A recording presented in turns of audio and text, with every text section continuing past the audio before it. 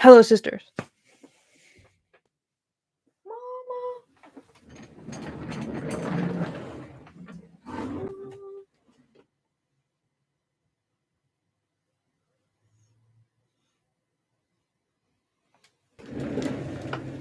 That's why that blanket is always there. Because she likes these fluffy blankets I have. I have two of them. I have like a blue one and a yellow one. So I leave them in like spots that I want her to lie down.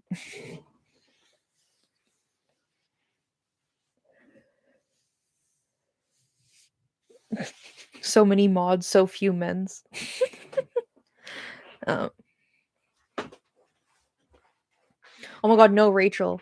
Momo, she would like knocks over garbage cans and like hunts for Q-tips. And then she will like chew on them and leave them all over the house. So she also eats garbage. Um we only ever kicked out like 3 men, and then I blocked a couple of like big name male YouTubers who I thought might show up, and that's yeah, it's been honestly, I think it's just like the content I make like does not attract any men. Maybe they show up to hate watch for a bit, but they probably get bored and leave. That's what I think. Um I just want to say I'm really proud that I pronounced beleaguered correctly because I don't think I've ever read it like with my eyeballs and actually said the word out loud. So I was like, "Whoa, do I know this?" And I was like, "Yeah, I know what the word beleaguered, like I know what that is anyway." And then there was like really basic words like formulate or whatever that I somehow, because there was a hyphen in the middle, I couldn't fucking read the word. Um yeah.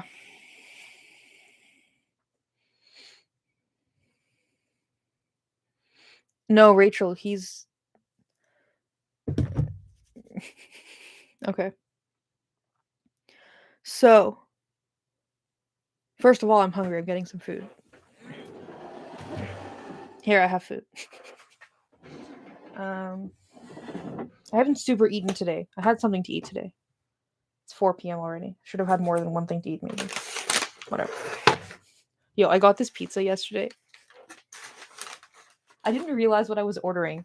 Like, they've replaced the pizzas, like the tomato sauce, with barbecue sauce. And like it tastes decent or whatever, but I was like, is this still a pizza? Isn't this kind of like a deconstructed sandwich at this point?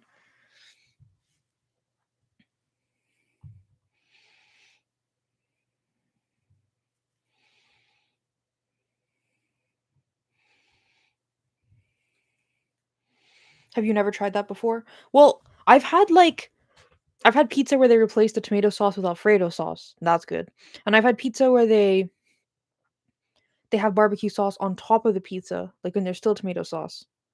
And then I've had like pizza in Italy where there's no tomato sauce and no barbecue sauce and just like other crap going on. But no, I haven't had this exact way before. It's interesting.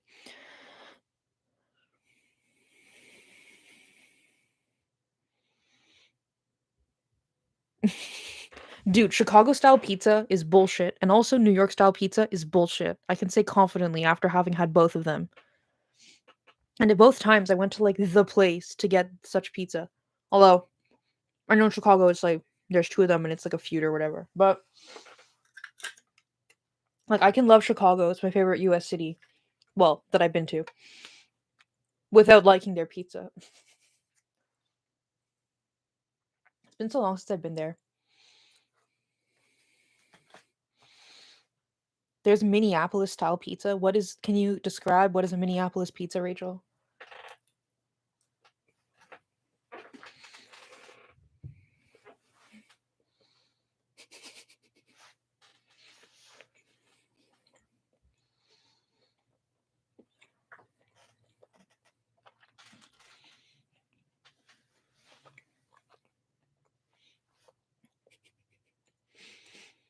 So vegan pizza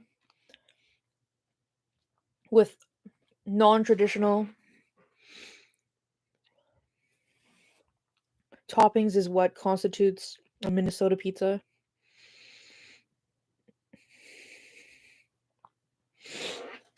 I don't know what it is you guys are talking about. Like I worked like an 8.5 hour shift and then I came straight here and then I started the stream. So I think like vegan mac and cheese pizza might be amazing though. I've had some amazing vegan mac and cheese. I actually probably like the best pasta I've ever had in my life was like a vegan Alfredo in Mexico.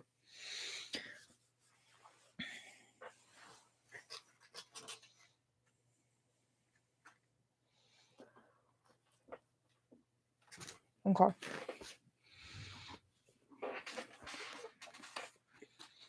Mhm.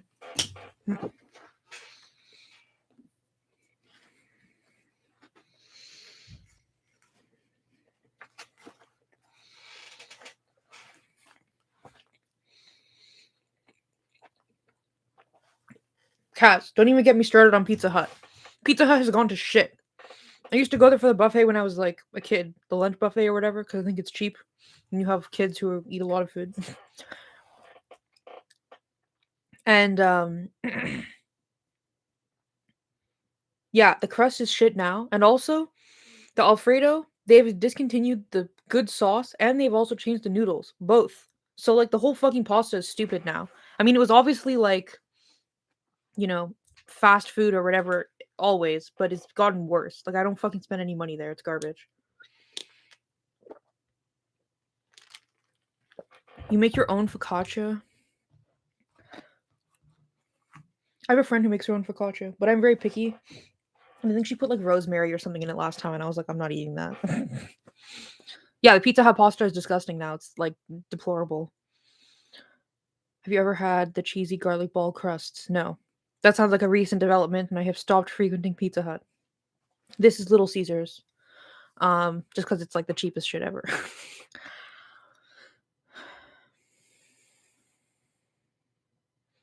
No, well, I'm sure that's good. Like stuffed crust pizza is good, and all the fancy weird shit they do now.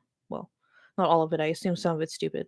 Oh yeah, didn't Pizza Hut for a while have like the stuffed crust pizza, but inside the stuffed crust, the cheese was wrapped in pepperoni or something? That seemed a bit much to me. Ugh, Michelle, we'll make it happen. Okay, let's talk about the essay a bit. Originally, when I started reading, I was like, "Yo, it's so early." It's not that early. It's like 4 p.m.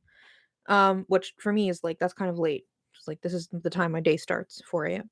And then I was like, it's so early and this essay is not that short. It's like 8 pages. Like, we're gonna get through this fast. We're gonna do like a fast takedown and we're gonna do the next essay. No fucking way. You see how many breaks I was taking towards the end?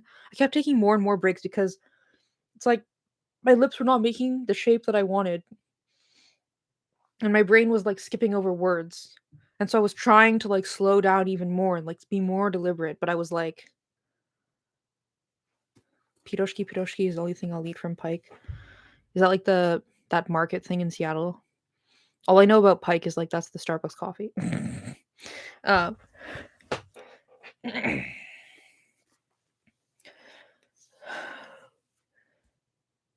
but I love pierogies. When I lived in Manitoba, there was like a big Ukrainian community, and there was like good freaking pierogies in Manitoba.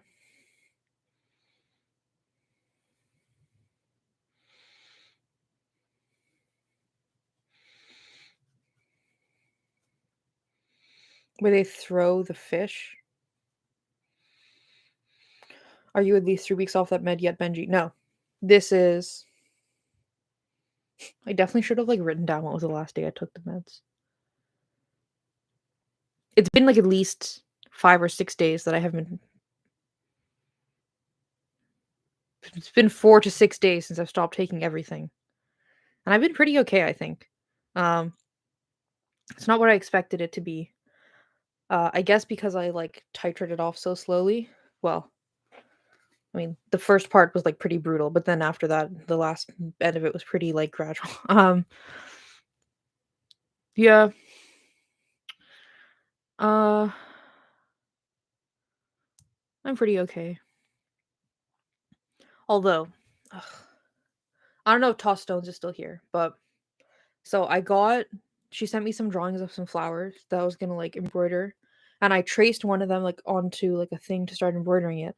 And now that I'm off my medication, like my repetitive strain injury with my wrist is like fucked. Or I don't know what the actual diagnosis of what it is, but I just call it a repetitive strain injury because people know what that is, and it kind of somewhat it can be exacerbated by use, so it kind of is like a repetitive strain injury. Anyway, so I'm like, I don't know if I can actually like sit down and embroider shit anymore. And it's like depressing to me because I really would like wanted to get back into that this summer. Like you need really good lighting for embroidery, and my new place is gonna have a backyard. So I thought I could like sit outside with Momo and do embroidery in the sun or whatever. But I don't think it's really gonna happen. Or if it does, it'll happen for like half an hour at a time, which is like my thing with embroidery is that I'll find like a TV show because like mostly I listen to TV. I don't really watch TV. I'll find like a TV show or like an audiobook or something and just like sit down for like 40 hours, work on one piece until it's done. And like I can't do that when my wrist is not being nice to me. So anyway, we'll see. But my mental health, I thought it was gonna have a negative effect on my mental health. And it's been okay. I think it was just like the adjusting to like changing in the medication. But like in the last 2 weeks I haven't noticed anything. Like I think I'm pretty fine actually. Um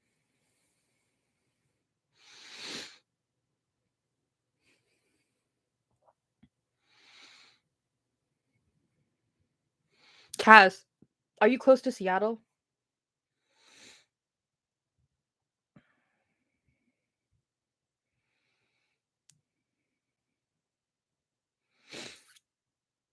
Yeah, I use like super huge needles because it's like more ergonomic. Like it's easier for my fine motor stuff, but bro, do you have a car?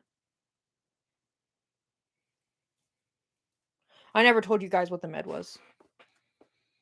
I think it generally can fit into the category of anti-seizure meds, technically, but I was on off-label use for it. Yeah, Rachel, that's exactly what I was fucking thinking. Dude, you have a Jeep and you're not a lesbian? You should consider becoming a political lesbian. No, I'm joking. Um, um, no, but dude, uh, I will probably be going to Seattle in the next couple months. So if I do that, we should hang out, is what I'm saying. And also, at some point, maybe towards the end of August, I'm not sure. It's so hard, like with work, to get time off when I can actually like. I would love to go on like a road trip to Boston or something because I know a couple of you are like generally in New England.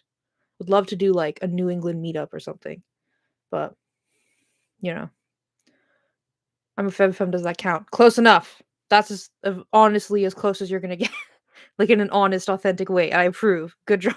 Okay. um.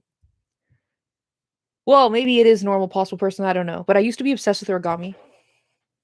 Yo, you guys want to see some shit?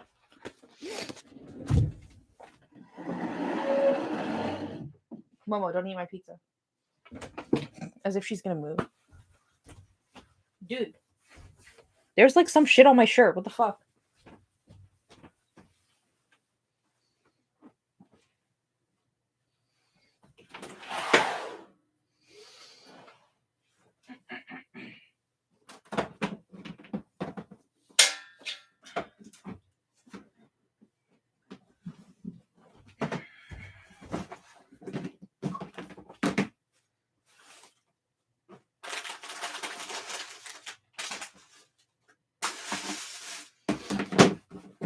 So this box, okay, first of all, when I put them in the box was full. They have been in this box for 3 years.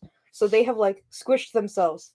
This box currently contains 800 um origami cranes. I had a friend with leukemia, so I was making him like a thing. Let's see. They're all in strings of 10. Here we go. Dude, it's like shedding. Okay, but they're all strings of 10. So some of them, these are all like multicolored, but most of them are like 10 of the same paper, you see? And I have made some like, I also do like whatever other origami shit. Obviously, after this, I got kind of bored of doing. But it used to be my thing. This, I got so good at it. I would watch TV and I got to the point where I could make each crane in under 60 seconds. So if I had like a 45-minute episode of television, I was like, okay, I'm going to have like about 45 cranes. Yeah, so cute. Anyway. Yeah. But like I like to get into stuff and just do it like obsessively. So I like to like start oh, these are not that small. They're like medium sized. I have some bigger ones. I did do smaller ones for a bit, but then I decided basically they're so small you can't really tell what they are. And I was like, is that important? But I like to get into shit and become like obsessive about it, which is why I have like embroidery pieces that took me 40 hours. So like if I have to like start and stop like constantly, it's like so fucking frustrating and annoying to me. Um, yeah, I bought the I wonder where it is. I think it's downstairs in my other bookshelf. I bought like the book of the story to like I was gonna send my friend like a really elaborate like mobile thing with like all the things, and then our friendship kind of ended. So for a while I had like an Etsy where I was selling them. That's why I only have 800 left. Like at one point I had 1200. But yeah, whatever. My point is to demonstrate that I become like very obsessive, and so like if I can't become obsessive, I'm not gonna do. um, sorry, I made you put your glasses on, Hannah. uh,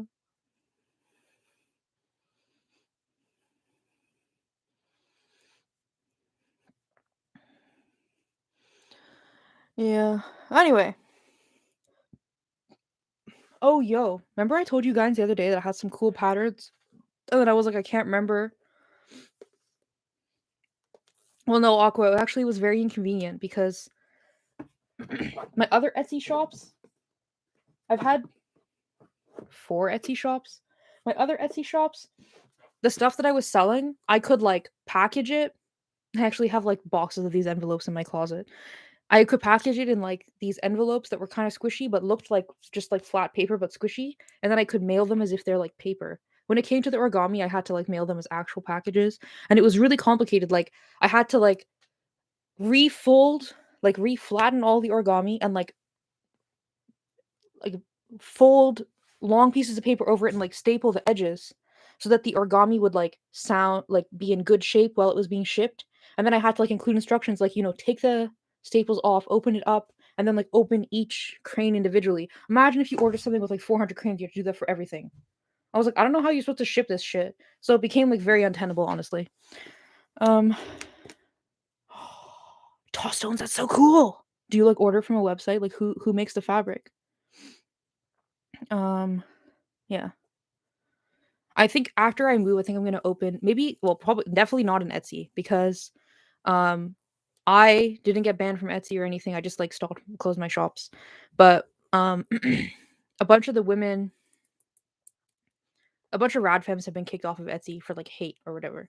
So if I do open up stuff again, I'll probably just do it like through an Instagram account with PayPal or something like that. Like I do like the Etsy how everything is built in. Like somebody orders, like so they process your payment, they give you like an invoice, like it's the address. And I had like a Canada Post like business account, so I could just like buy all those shipping labels and do it at home and like drop them off. And it was like I don't know, the way Etsy had it organized, it was really nice. But there's no point like getting comfortable with that and building up a reputation when I could just get kicked off at any time. Like as I've learned from being kicked off of Instagram and Twitter and Medium and things. Anyway. Oh yeah, the Etsy fees are really bad. I think the first time I started using Etsy, I think the fees were like 3% or 5% or something.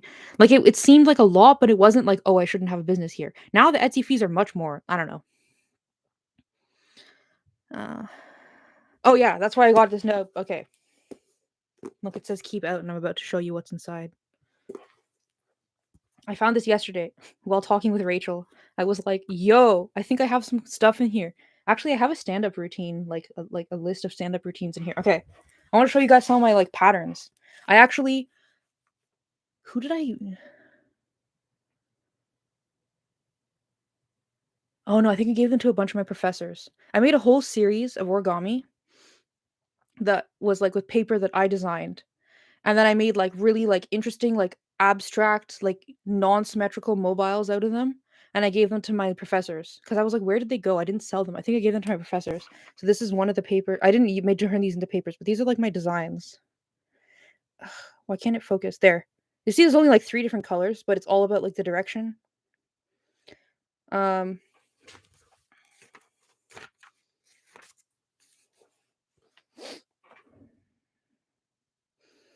Again, there's only like 3 different colors, and it's only lines, but it has like an energy that moves on the page. You see what I mean? And I find it like so like peaceful to draw these. It's like so fulfilling. Like once I start and I have like a plan and then I execute the plan and it's nice. I think this one only has 2 colors. Oh no, it has 3 colors. There's 2 reds and 1 pink. Look, a mistake. Failure. um Is there any of my colorful ones, though? These are all only a couple colors. I think this is the last one I finished in here.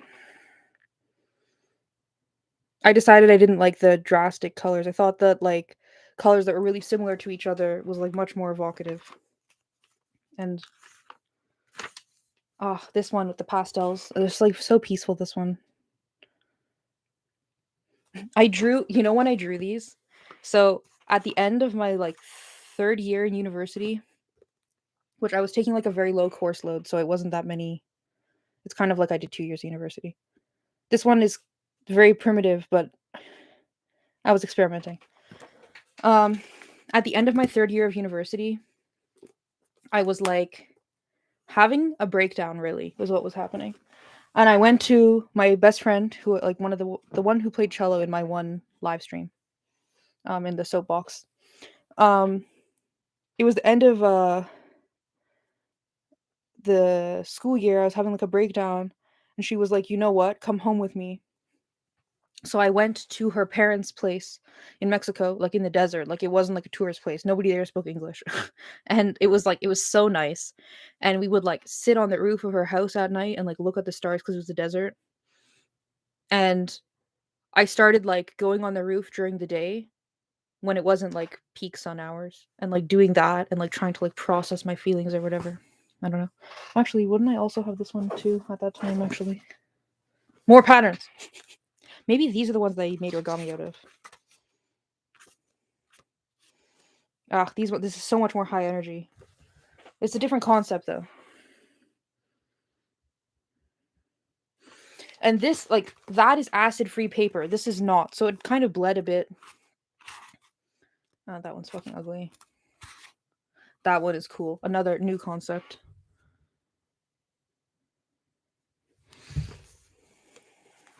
And again, this is something that is not very conducive to having, like, a repetitive strain injury in your fucking wrist, man. Or it's not even in my wrist. It's, like, my everywhere.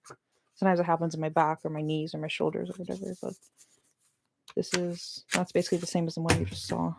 Is there some, like, at the front of the back, I thought?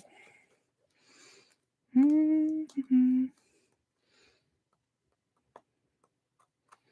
Oh no, it's like a little folder thing. Here we go. Okay.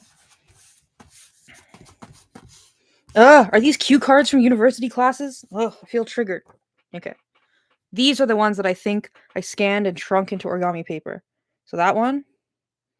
And it's intentionally like this. It's supposed to be like subverting your expectation of sameness.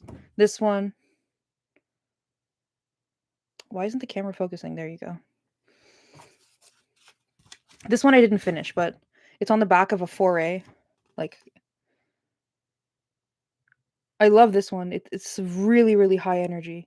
I love, like, honestly, my inspiration for this was Philip Glass. I don't know if any of you guys know who that is, but he is a minimalist composer who I really, really like. I saw the live premiere of his 9th quartet. It was, like, really cool. Philip Glass writes minimalism. Minimalism is, in my best explanation to non-musicians, is like pointillism, but for music. So a lot of times minimalism, you will have, like, one chord, Philip Glass, Aqua, you are culture. You always know what I'm talking about. Are you also the one who knew that Hildegard of Bingen was a composer? Anyway, Philip Glass, the pieces he writes, like, the whole piece will have 3 chords.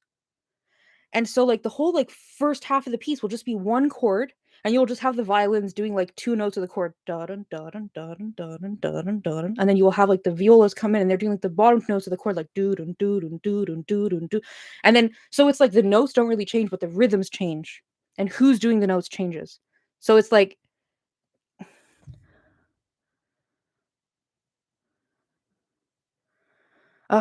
everybody knows who he is. He composed some awesome films. Yes, that's okay. Okay. My first time playing Philip Glass, it was the summer I was 14. I was at a university in Western Canada that I do not care to specify, for, like, a 1-week thing in the summer. We were playing Mishima, the thing about that guy who committed suicide. Okay, whatever. If you know movies and stuff, and so you can just Google Philip Glass Mishima. We played the whole soundtrack, and like I said, there is only, like, in, like, a whole movement like a whole piece by Philip Glass, you will only have like 3 notes. So the whole time, all you're looking at the page and you're just counting 1, 2, 1, 2, 1, 2, 3, 4, 1, 2, 1, 2, and it's like the whole page is like that. So it's like really, really difficult actually, especially as like a teenager, like the amount of focus and to do that and like encourage musicality. And also we had orchestra at 7 in the morning. So literally one of the cellists was like, I don't know, he must have been playing something in like in thumb position or something, and like he's like this, right? He literally was like leaned over on his cello. He actually fell asleep on his cello. He was like asleep on his cello, and and the conductor was like, "Shh, everybody stop!" And the conductor like tiptoed over to him. I don't know. I don't even know what the conductor did, but he woke him up in some way, and everybody was like laughing and stuff. Um, Anyway, it was like rad, and I don't know. It was the first time I ever played minimalist or really contemporary music. Honestly, I think I played something by some contemporary viola piece that I had to rent because the composer was still alive when I was like 13. But that was like the first contemporary music that I really, really played, and I fucking loved it. I love minimalist music. Okay, what is this? I guess we're like on a.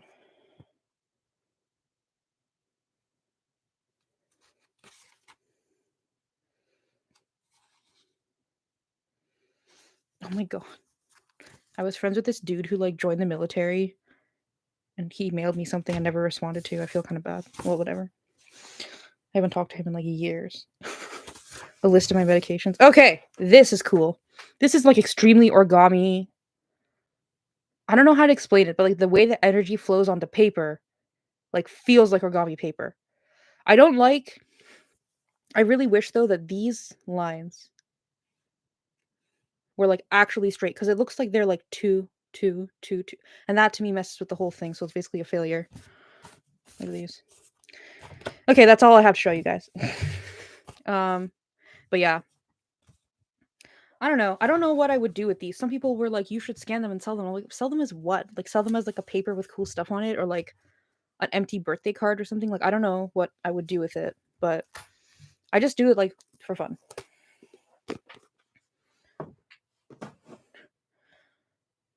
You could totally do a line of origami papers, Benji. I don't know. You think it would sell? Trigger warning. Why trigger warning? Okay, now I'm gonna go back up and see what you guys were saying because I kind of ignored you.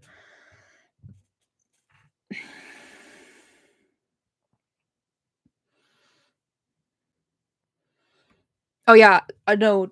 Aqua, I do have good paper. Like at first I was like that one that's on the back of a 4A. I literally would like I went through so much paper in my first like 2 years of university because I didn't have an iPad. Like now I have like my big iPad. You've probably seen it on Soapbox or on Matchbox, like reading stuff off of it. Now I use that for all my music.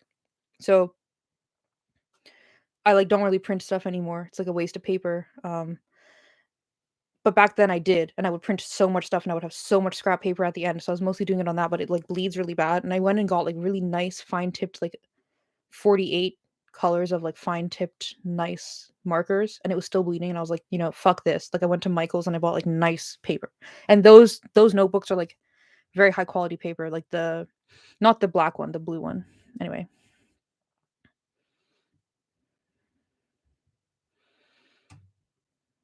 Yeah, Apostle Person is graph. Well, I actually don't like graph paper. I like paper with dots. So it's like graph paper, but instead of lines, it's dots. Because then it gives you like a frame of reference, but once you color it and you can't see that there was lines there. I like that. Um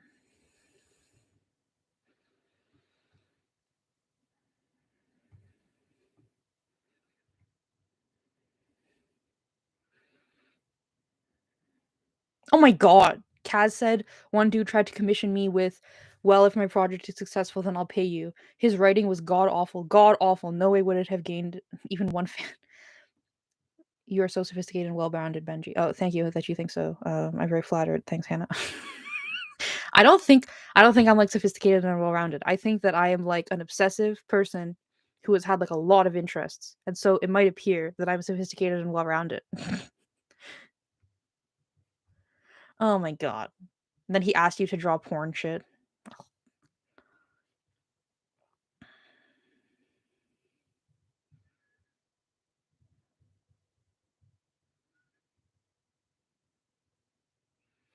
Wait, Hannah, were you in the Portsmouth Symphony? What instrument do you play? Cello music is relaxing, says Kaz. I don't know, Kaz. Let's think of something scary. Never mind, another time. Some cello music is not very relaxing. It really depends on what music you're talking about. Um,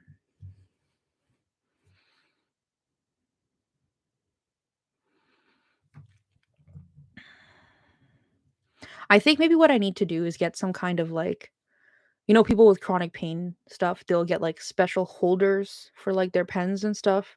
I think maybe what I need to do is get something like that for like for drawing, because I can't really think how you could make like an ergonomic sewing needle um for embroidery, but that I think I could probably figure out a way to do without hurting my wrist too much.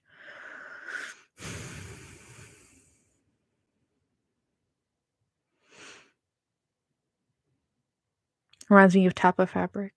Cool.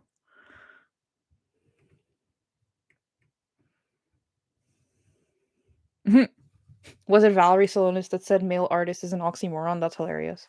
And meanwhile, it was just like simping for Philip Glass. Also, he's an asshole though. My quartet was supposed to have a coaching with him at a music festival, and then he just like decided the day before that the symphony who was like the people who were hosting the music festival for like a whole fucking week, they were hosting like all these high profile people there. Like it's not like Philip Glass was an anomaly, right? He decided that they were not being nice enough to him and that he should be entitled to like more something, like ass kissing or something, and he just like left. And I was like, bro, we've been preparing for like 5 months to have a fucking coaching with you, but okay. Anyway. Oh, bye, Julia. But I was like, he's like 95 years old and he's super fucking famous, so like I guess he can be like that. Um,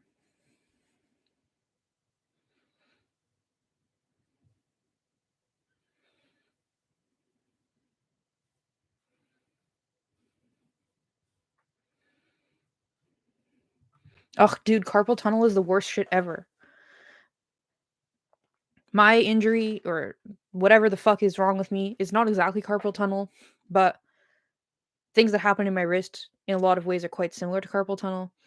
My number one advice, not that you asked for it, is to sleep with a wrist splint. Because carpal tunnel is like the compression of the median nerve, I think, specifically. I mean, all the nerves that go to your hand, and tendons that go to your hand, right? Like, it's the compression of this. If you sleep like this, or if you sleep like this, you don't feel it, and then when you wake up, you're in pain. Like, get a wrist splint for sleep. That's my thing. No, I know. I feel you, possible person. That's like my number one thing. Um, like my wrist splints all got super disgusting when I actually use them like day to day all the time, but at least sleeping with it makes sure that you're not exacerbating it while you're unconscious. Because I hate when you wake up, like when I wake up, sometimes like my entire like one side of my body will be like tingly because I slept like in a weird position or something. Um,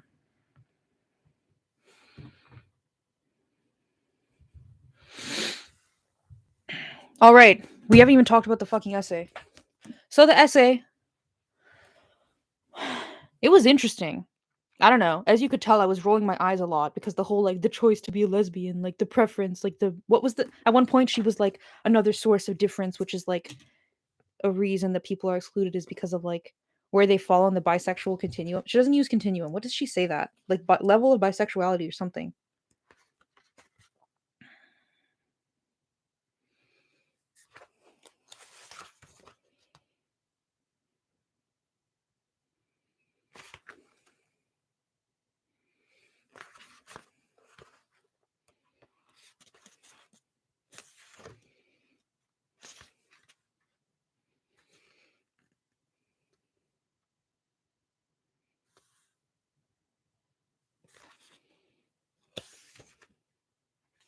I did find it a little bit interesting though, because on one hand, I don't think she used the word spectrum, but I can't find it now. Whatever. But she used something like along those lines. It was kind of like the level of bisexuality within any woman. Like it was implying that type of concept. Um,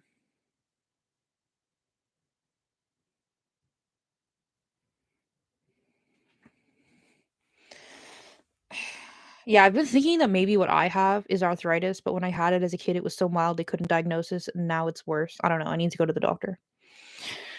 Um,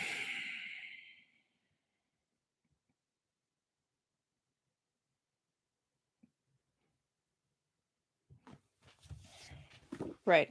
Oh yeah, so what I found refreshing about this essay was, on one hand, she's talking about how, like, okay, none of the women in any of these essays will say the radical feminists. Actually, no. That one, I think it's the Nichols. The one who wrote the two bisexuality essays. She came right out and fucking said it. Who is it? The Rebecca Schuster. I think she's the one. I think. Although whatever. There's at least one woman in this book who has taken part in two of the essays who has come right out and said the lesbian feminists have crazy ideas about excluding women who are not like real lesbians. That's harmful to lesbians. This author, it was quite interesting to me because on one hand, she was saying like, look, exclusion is bad. Like creating lines of division is bad. Like all of these things, it's like purism is bad. All this. But then there were several points where she was like, you know what, radical feminism did this and that's great. So it was like she had like a nuanced view about it. She was like an independent perspective on it, which I was like, that's nice. Um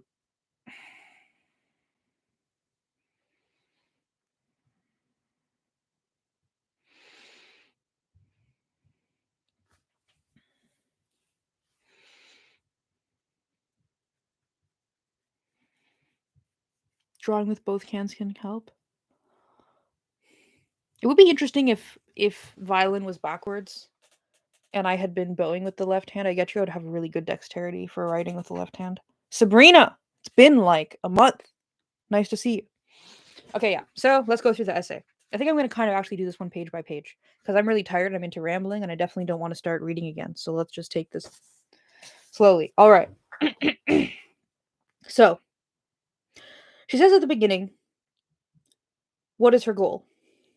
My goal in this chapter is to deepen understanding of the rifts and tensions apparent in many lesbian groups through looking at some of the roots of these conflicts: sociological, political, historical, and psychological.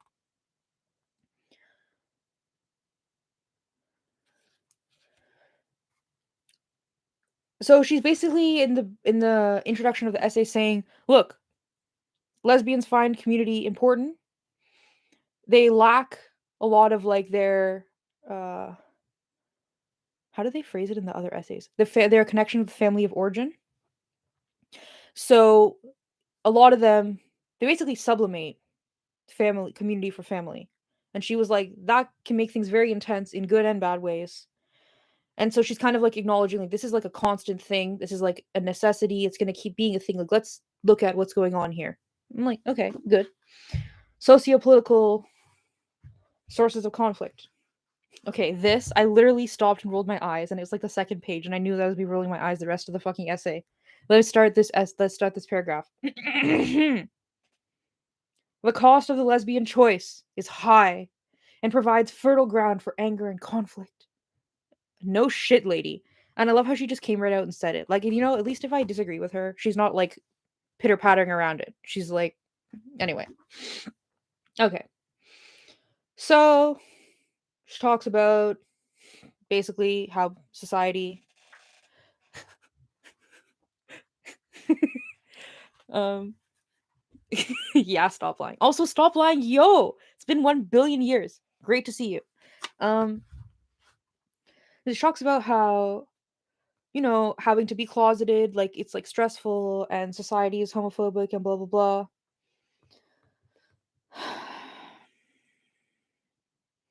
And how definition, acceptance, and inclusion for lesbians with regard to their sexuality can usually only be found within lesbian community. Again, let's keep in mind this is published in 1987. All right.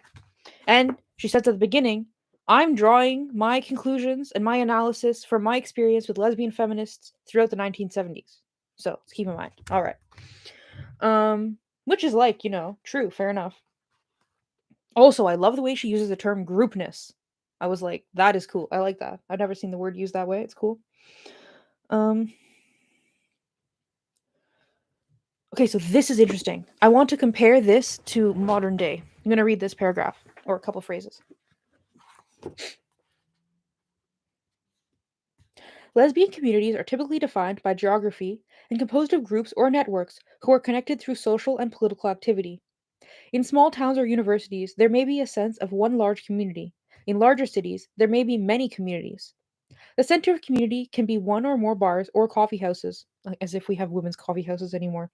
A women's center, a social organization, self help or discussion group, or an occasional dance or musical event. This is like in the 1950s, or more like the 1960s, I think. The Daughters of Bilitis started holding like dances, like socials. I think they called them socials. And they were literally just like, are you a lesbian who lives in this section of California? If you know someone, another woman who's in this, and you've heard about it through the grapevine, you should come. Um, and it was like that was the lesbian community, was these like monthly socials they had.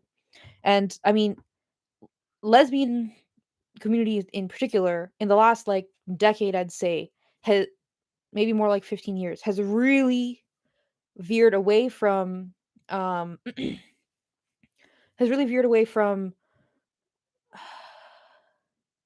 like bars, like static locations, like bars, women's centers, this kind of thing, towards like monthly parties or whatever.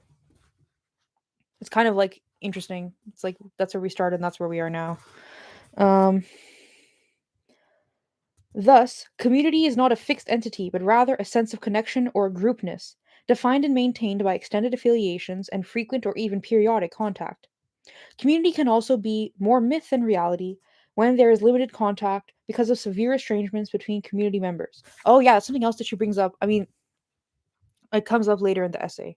Probably talk about it again. But that, in my experience of community building and taking part in both feminist and lesbian community, um,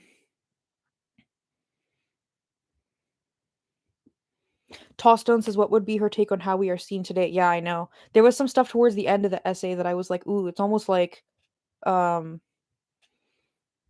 I don't know. It's like a lot of the essays, they're kind of like, as lesbophobia in society decreases, like this will get better for women. They have like this kind of tone towards the end and the conclusion of the essay. And I'm like, yo, things did not get better. Things have gotten much worse in a new twisted way. Um, but yeah, she brings up a couple times this like idealization, this like um I don't know what this myth of what is lesbian community. Um, I think myth is a good word because myth implies like a kind of epicness, to me at least. And I think a lot of lesbians do think about the community in that way and expect it to be like some kind of all-encompassing, magical, supportive thing. And like, I wonder my first contact with lesbians in person, I wonder how much of it was placebo. But I think a lot of it was just like the reason it felt like so intense and emotional to me was like it's like it was almost like a cathartic moment, to like see them in person for the first time. But anyway, when it comes to like community building, like in the long term, and not like your first, like your menarche for meeting lesbians. I don't know. We should create a word for that. Um, I do think this is like a major fucking problem. I've been in so many like virtual groups. I've never been in an in-person group, but like that was like this. What I'm about to describe. I've been in a lot of virtual groups for lesbians and radfems where the expectations are like so outside the reality of what is possible. Um, yeah, like I think especially when it comes to political activism. Like, I was in this group once where they were like, we should start a magazine that's for like lesbian Canadians, but like maybe not a magazine, maybe more like a website. And I was like, okay. And they're like, okay, great, let's like divvy it up. Like, we'll make like, let's get the URL and like create the name and stuff. So we did that. And then it was like, okay, so now we're gonna like write the articles or whatever about, and everybody got handed out their like beats, like their topics, like what are you covering in Canada or whatever, or lesbianism or whatever. And I don't think we ever posted anything on the fucking website. Like the expectation versus the reality was like really different. Like other women I know, I mean, honestly, most of my community organizing has been among D-trans, so that's like a very specific thing that's not quite reflective of much else because it's so particular. But so many women I know who've tried to do lesbian or radfem or D-trans organizing, That's like the biggest problem is people come in thinking like she even mentions like in here she's like why are the women there? Are they there because they have the same political view as you? Because they have like a passion for whatever it is that you're doing or because they want to like meet someone to hook up with? And this is also a big factor. Is like so say you have a group of 10 women and you're all letter writing, okay? Or no, let's like get away from politics. You have a group of 10 women, you have a coffee every 2 weeks. A bunch of lesbians. This is the community you have, okay? You sit around, you talk about lesbian shit. Someone comes in, and the only reason they're there is to hook up. Obviously, that's like kind of okay. Like, you can't just be like, you're not allowed to be here. But will it change the tone of the group? Yes. Will it change? Like, I really agree with what she's kind of saying about like expectations versus reality. And like, if you have a bunch of women, hey, Maple, like I've been in with radical feminist in-person groups. This is very true. And I would say it's much more true of GC in-person groups, but I kind of try not to go to too much GC stuff. It's a bit annoying. I go when there's nothing else I can go to. Or when they're doing something nobody else is doing. What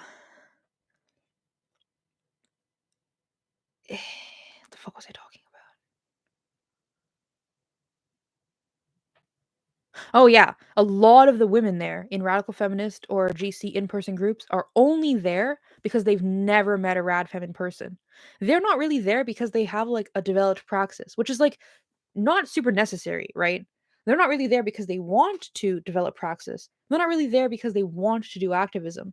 And so when you have a group of women who is like a certain size, like I've so many freaking groups, like, oh my god, okay. One of the biggest rad friend groups in Canada is like this.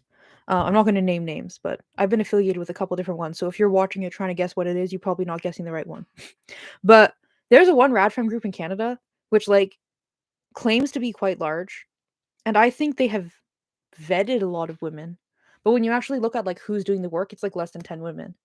And they're like, no, we have like hundreds of members. And I'm like, you vetted a lot of women, but they joined probably because they wanted to meet other women, not because they wanted to like do the work. So this whole thing of like managing expectations versus reality, I was like, yes, I'm very glad you brought that up in this essay.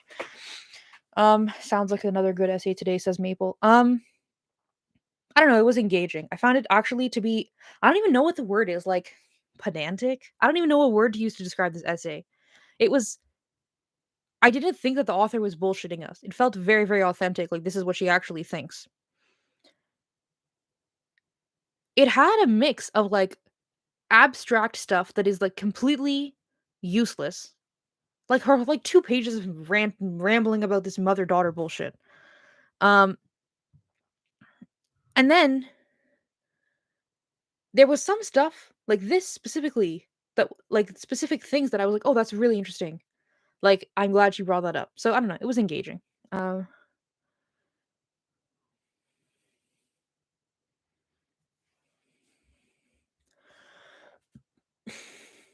Madam said I would spend all my money at a women's coffee house. Yeah, I know. Like, if I won the lottery, I definitely would open some kind of like a pottery studio or like a coffee shop or something for women to come and hang out and make it like a female only, like membership only thing. Because I'd be a millionaire, so I wouldn't need to be worried about making an income. uh, Sabrina says, my therapist told me she went to an Adrian Rich feminist gathering at a bookstore where she blamed Sylvia Plath's husband for her death. She blamed Sylvia Plath's husband for Sylvia Plath's death. Interesting. Um,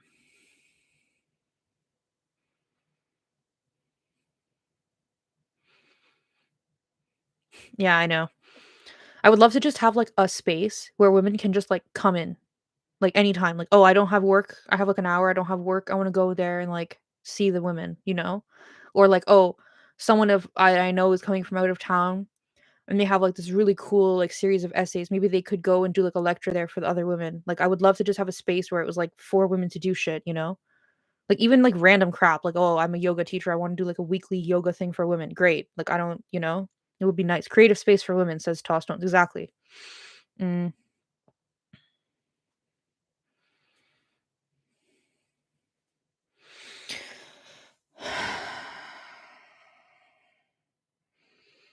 Oh, the nature reserve thing, yeah. I know some women in Canada who are like, Canada has a fuck ton of lakes, and in a lot of the lakes, there's like little islands, and you can buy them. And they're like, I want to buy an island in the middle of a lake and make it female only. Like, you need to get a fucking boat and we'll pick you up so you can come see us. But the logistics of building anything on an island is like insane. Like, you have to rent a barge for like months to like bring construction equipment across and stuff. So, um,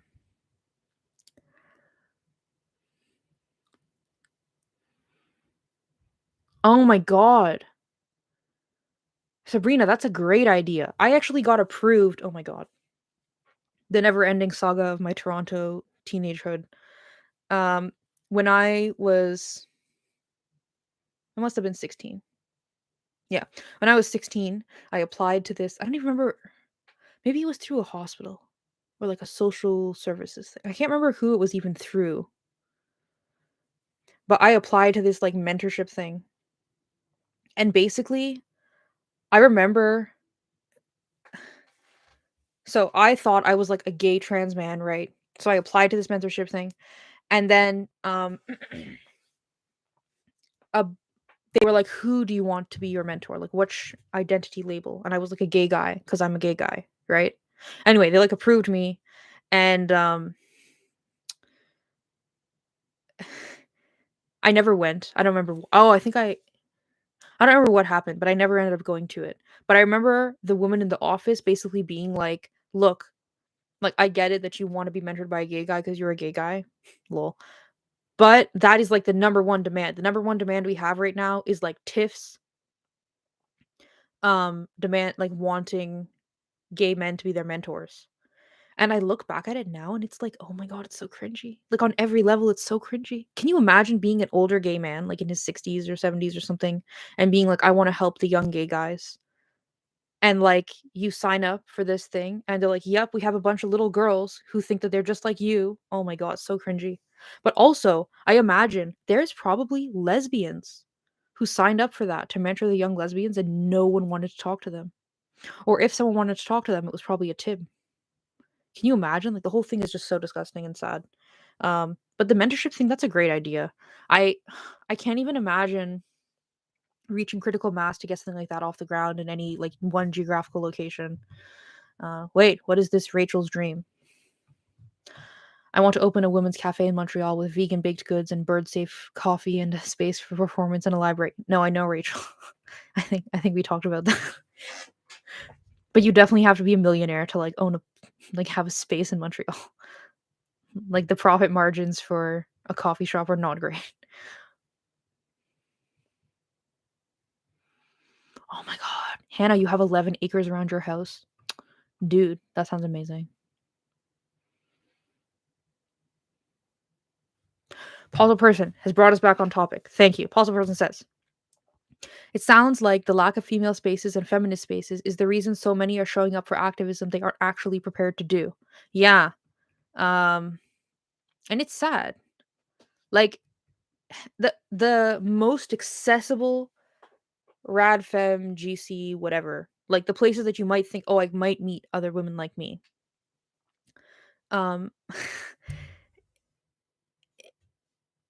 the most accessible events that you can go to meet other women like you, at least in North America, usually are protests. North America doesn't really have like Women's Place UK or whatever, like big like every couple months meetings that you can just like pay to go to them. And so whenever I go to any events like that, usually there's like one or two women who showed up just because they're like, I heard this was happening. I didn't know if it was going to be safe, but I really wanted to meet other women who feel the same way I feel. And it's like, I don't know. It's a horrible situation for all these women to be like isolated and separated. Yeah.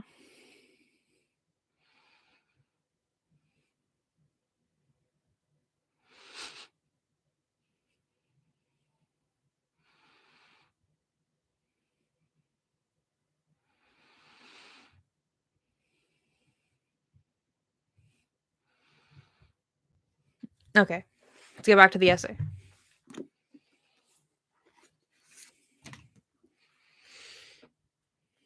Oh, I just realized. Well, whatever. Like, is it kind of offensive that I have, like, meat sitting here? There's a bunch of vegans watching, aren't there? Whatever, I used to be a vegan. It's not gonna hurt you. Okay. I was, like, a vegetarian for 4 years, I think, but I was only vegan for 2 years. That was rough, man. First, I started eating gluten. Then I started eating dairy. And then the meat seduced me, and I started eating ribs. There was no going back. Well, that's not true. I'm probably gonna become a vegan again someday when I have like self-control. Because like ethically I want to be. I just have no self-control. Alright. Right, so lesbian communities with geography, expectations.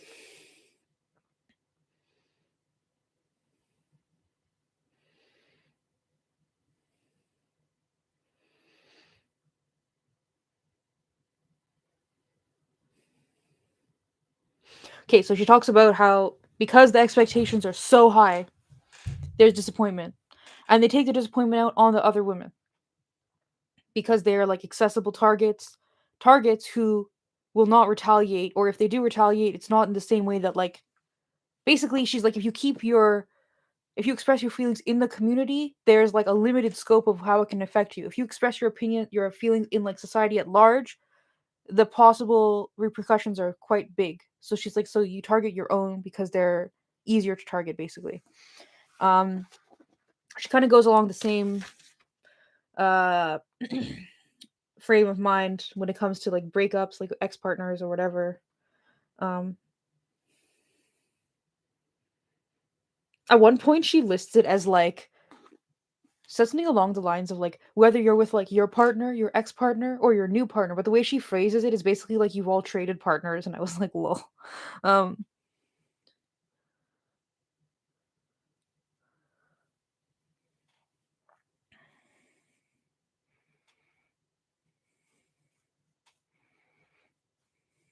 oh, I fucking hate almond milk. It tastes disgusting.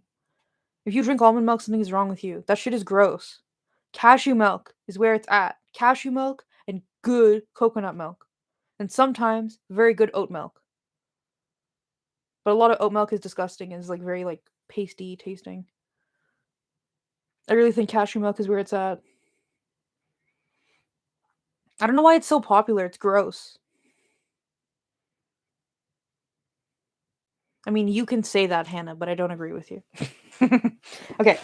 Um I'm kind of like very low down. Does it look a bit weird for you guys?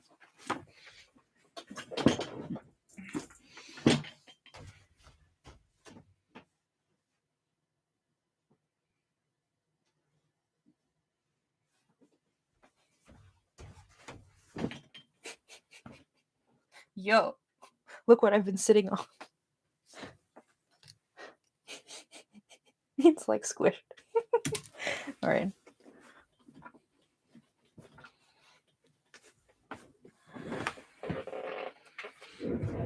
Unsweetened vanilla? Isn't that like an oxymoron?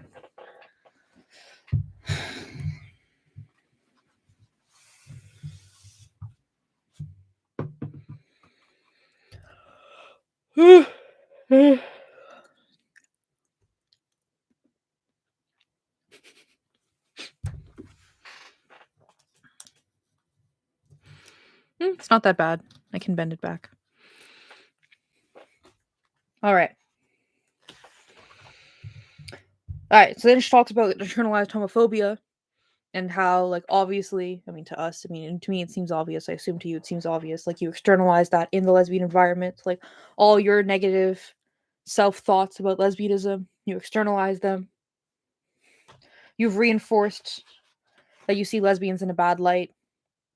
So when you encounter other lesbians in a larger group, it becomes intense. Um,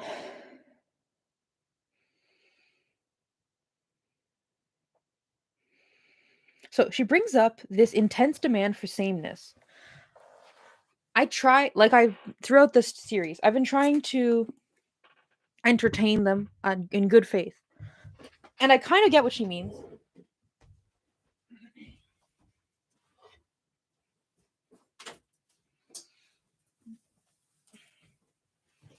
But on the other hand, I'm like, because at one point she's like, what do lesbians have in common? other than their sexuality. She's like, that's all they have in common. They can be different in every other way. And I'm like, yep, true enough. But as the community has gotten larger, and this is a phenomenon I know that's discussed in the book The Disappearing L, which I definitely eventually will read on here, but it's very accessible, so it's like kind of at the back of my list.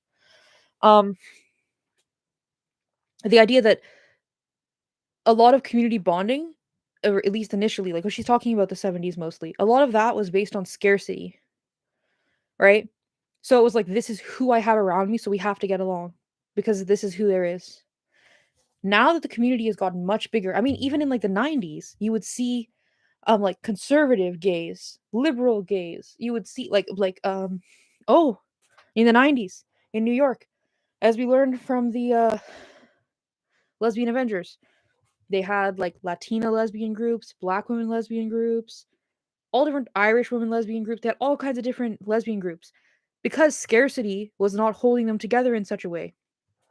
So I think once you have the option of affiliating more specifically with women intentionally, then it becomes harder in your mind to like force yourself to get along with women you don't really get along with. If you get what I mean. Um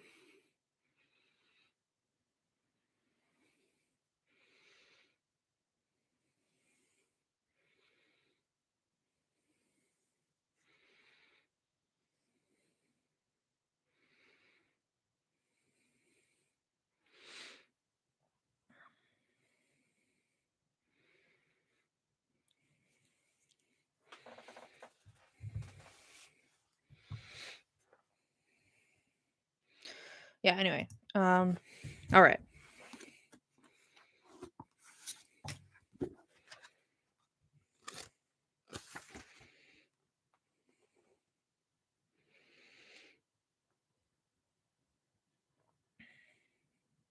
I don't know. Honestly, I think that she's just too general in her criticism of this need for sameness. Because I'm like, sameness in which way? Because, for example, she talks about political groups. If you're in a political group and your politics don't align, that to me seems like a fundamental issue.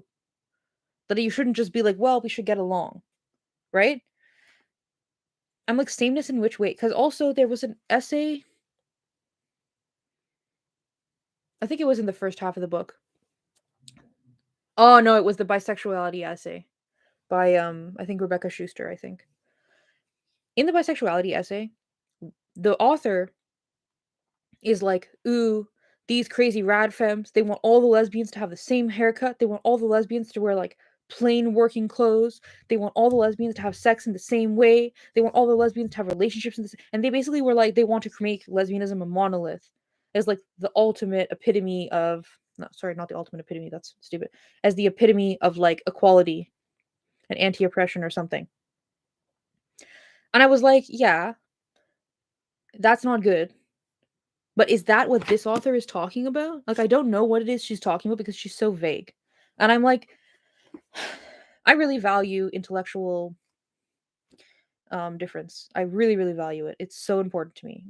Um, I find it really fucking boring actually to speak to people I agree with. Like, what a waste of my time. uh, most of the time. Like, if we agree on like most things but not some things, like that's the interesting part. The things we don't agree on, right? Um, But when it comes to like community building, aren't you building based on your sameness? So especially because we also have to consider the rest of the context of the essay. Multiple times throughout the essay, she's like whining. Well, I mean, okay. The part of the reason I'm reacting this way, I'm totally aware, is because of like the cumulative effect of this book. Like, if I had just read this essay and none of the other essays in the book, I probably wouldn't have had such a reaction. But her whole thing of like the preference or like choosing to act on our preference or like choosing to act on our attraction to women or like all this crap. It's like, so, okay, a lot of the women you're talking about are actually bisexuals who decide to call themselves lesbians. All right. So, when we understand that that is her perspective on a lot of what the intra community issues are, and she is like, oh, you guys are too obsessed with sameness. I'm like, so are you is that basically your like, you know, like, I don't know, sophisticated way of trying to be like, stop being mean to the bisexuals?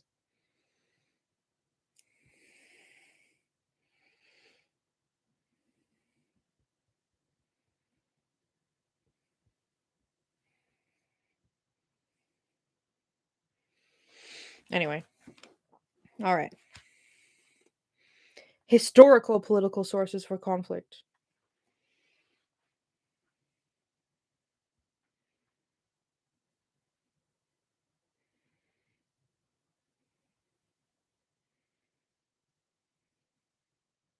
Oh yeah, and then wait, before in the last section, she mentions that one of the divides is between the political and non-political lesbians. And I don't think she means like in terms of like I'm a political lesbian. I think she means in terms of like are you like a political person in nature? Like are you taking part in politics and like thinking about politics? Um and I do totally see that.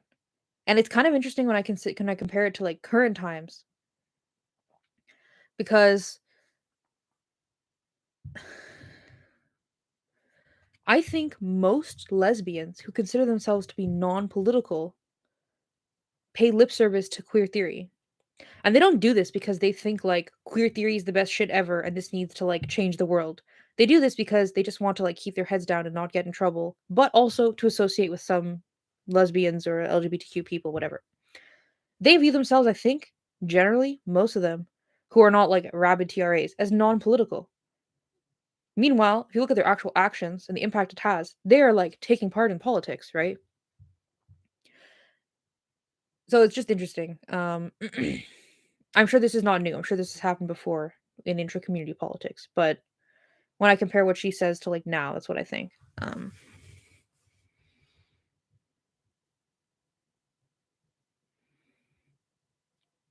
yeah, Rachel says that was the thing that I was led to believe.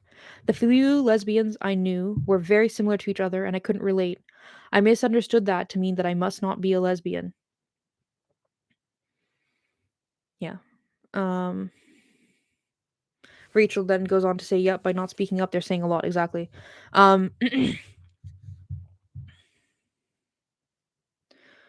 yeah, I think that this is like a form of misogyny that is directed at all women, but the presentation for lesbians is very specific. The thing that Rachel is talking about. I think there are women, it's so complicated because on one hand, I think a lot of this like sameness idea is that we have like sisterhood, like, we have things in common. So like we're on like the same page in like some really fundamental ways. And they're trying to point out sameness in like a positive, like a positive way, right? Like a shared thing, like fellowship or something. I've been watching Lord of the Rings. That language is in my head now. Um but on the other hand, there is definitely the idea of sameness among women in terms of I'm in the clique and you're not, right? And that's obviously destructive. And the Fellowship of the Lesbians. Yeah. Hey, Lisa. Um, and I think it depends a lot on like who you interact with and a lot on like your initial interactions, like your first impression of lesbians. Which ones are you interacting with? The ones who are focusing on sameness out of like a desire for connection, or the ones who are focusing on sameness out of a desire for like I'm in the clique and you're not kind of thing. What was I getting back to this? What does it say?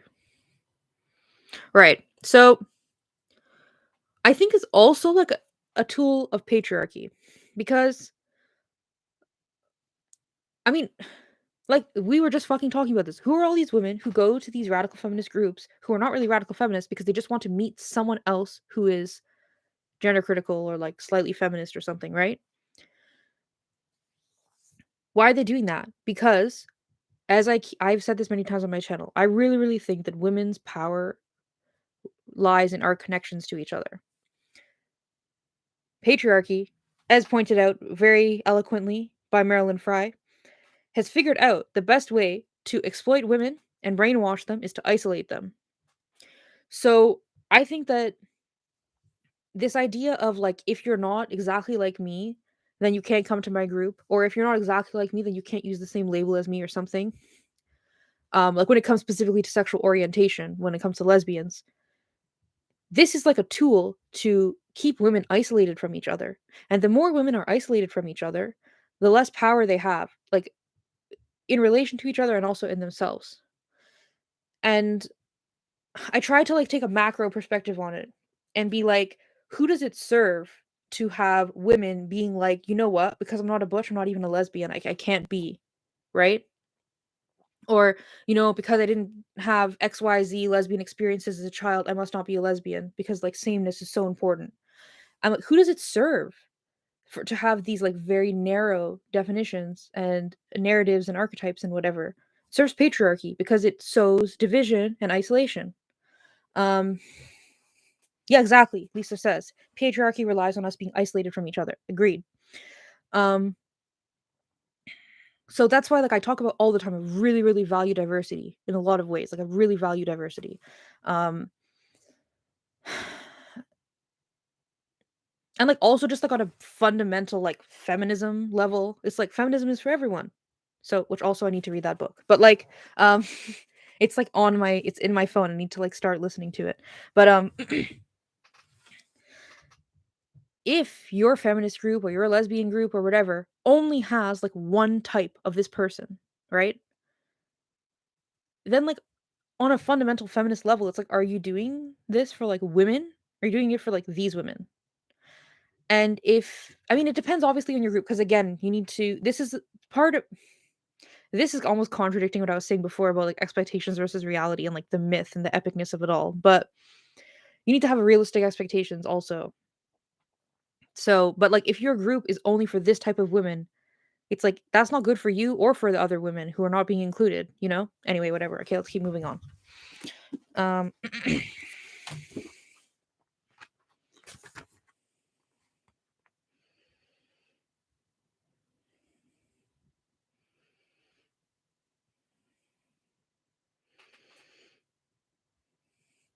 like the author calls this out directly. So she references Shulamith Firestone, who I still haven't fucking read, but eventually, she has something that she calls the lesbian as buffer, which is the concept that any woman who has intense or good or strong or long-term connections with other women can at any time be called a dyke by society. And the result is to isolate her more, isolate the women more, to separate women from their connections from each other. Um, so she's basically saying what I just said, but like, more succinctly. But the cliquishness also brings me to something. Okay, so she brings this up at some point in the essay. I don't know what the word she uses. Something like the core of the group or something like this. Um, that's cool. You named your pet Shulamith Firestone. What kind of pet is it? Is it a cat? Or something creepy like a tarantula? Um, right, so she brings this clique thing and this core group thing. So this is something else that I've thought about a lot based on my like 6 years of like experience like in-person community. Um I think it's really I don't know, not fundamental. I don't know. I don't know what word to use. Necessary is not quite right, but I'll use the word necessary. It's really necessary for groups to have like one tone, one attitude. Like generally, like I don't know how to explain this. When you have a group, okay, I'll explain it in a different way. When you have a group that started because one person, not person, woman, when one woman was like, you know what? I want to do this thing. I'm going to find any woman who wants to do this thing and add her into the group. Okay, compare that to a group that's like, okay, I have 5 friends and we all want to do this thing together, but we want to do it with lots of women. It's not like we want to do it for us. Like we want to make like a group together. Okay, so we're gonna like delegate duties and we're gonna make sure that all the women that we add in kind of like fit with our vibe. Not in like a cliquey way, but like that we're gonna get along and not have like tons of infighting. The difference between these two groups is dramatic. The difference between these two groups is your group gonna last 6 weeks or is your group gonna last 2 years? That's the difference between these two groups. And you just like there's so many things that you get out of having like a core group to start with. Like for example, you need someone you can bounce your shit off of who can tell you like no, that's stupid. someone you can trust who does stuff like that. When you start a group like independently, like one person, it's like all these random women you don't really know, like you lose that, right? You need someone who's willing to tell you, you know what, this is stupid. It doesn't make sense. Like you need women you can trust from the beginning to really like build trust. And there's just so many things that I think you get out of having a group that's started by a core group that you don't get when you have a group that's started by one person. And I speak from experience of having been in both types of groups, or like founding both types of groups. So I think that's like a really important thing to consider. And so this brings me back to the clique thing. Where is the line between we are the core group and this is a clique and you're not part of it? There is a line. I don't know how to articulate the line, but there is one. And oh fuck, what was I gonna say?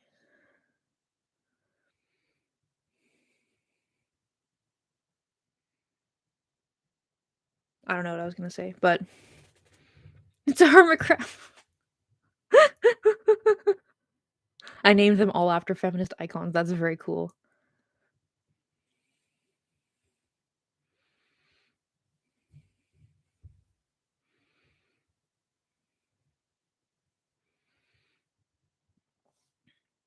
Michelle brings up a very good point. Michelle says, and yet not being honest about your orientation isn't helpful either.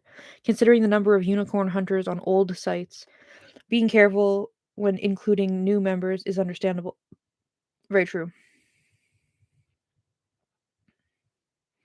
Oh, Hannah. Okay, Hannah. Actually, is it in the description of this video? No. Okay, Hannah. If you go to my Maryland Fry videos, in the description, there is 3 links to 3 different websites that are archives of feminist books. You 100% for sure can get Sister Outsider, Gynecology, and Lesbian Heresy for actually you can probably get all 3 of them on radfem.org. Let's look. There we go. Why am I on caps lock? This I'm 100% sure you can get Lesbian Heresy on this site. You can probably get I'm pretty sure they have Sister Outsider. I think they have Audre Lorde on here. No. They have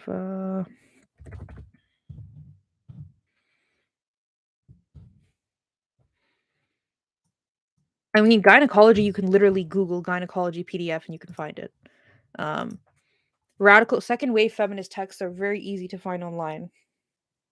Well, the kind of more mainstream ones. What? Maple. What? Maple, you were not here, I think. Oh no, did I email you? Did you email me? I don't remember what happened.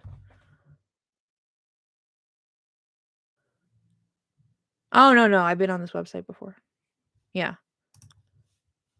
Yeah. Okay.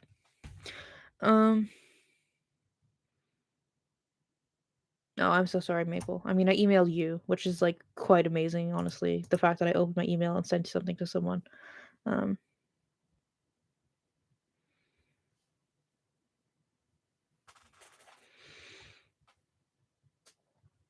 Oh, that's what I was going to talk about. When you have a core group that starts a bigger group, I think that this lends itself to like self-regulation. And without self-regulation, every single fucking group is doomed.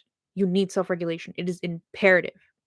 Imperative. That's the word I was looking for before when I was talking about necessary. Imperative is the word. And I think self-regulation requires trust. And so when you start it with a bunch of random women you don't know, you don't trust each other, self-regulation becomes impossible. At least that's what I think. What are unicorn hunters? I am actually so grateful that I have to think about this for a second, that my life no longer involves this bullshit. Pretty sure unicorn hunter is it's usually a couple that's like a man and a woman who are looking for like a bisexual woman to have threesomes with them. Someone correct me. Is that what it is? Or a lesbian to have sex with the woman in front of the man. Like, yeah, couples looking for bi women. Yeah, okay, I was right. Oh yes, it's not necessarily like hookups. Unicorn hunter specifically is polyamory, right? Like they're looking for like a long-term three-way thing. But yeah, they also go after, it's not like, when I first heard of it, I think like 2012, the concept of unicorn hunter was exclusive to bisexual women. But as the concept of lesbianism has been collectively erased from all of fucking society, um now unicorn hunting a lot of the time it's like some of you are saying. Um I literally know, I bet you a bunch of the lesbians and or bi women in here have been through this experience. I literally know women who like went on a dating app and they like connected with some woman and the woman was like nice and they like, let's have coffee or beer or whatever. So they go to meet the woman, and when they get there, the woman is there and they talk for like half an hour, and then a guy comes over and she's like, "Oh yeah, this is my boyfriend. We want to have a threesome." Or like, "I want to have sex with you while he's in the room like jerking off in the corner or some shit." Like I know lesbians this has happened to. Um Unicorn hunter covers both hookups and people looking for thruples. Yeah. Rachel says happened to me a lot on dating sites. Yeah. Um, it's disgusting. It's bad. It's bad.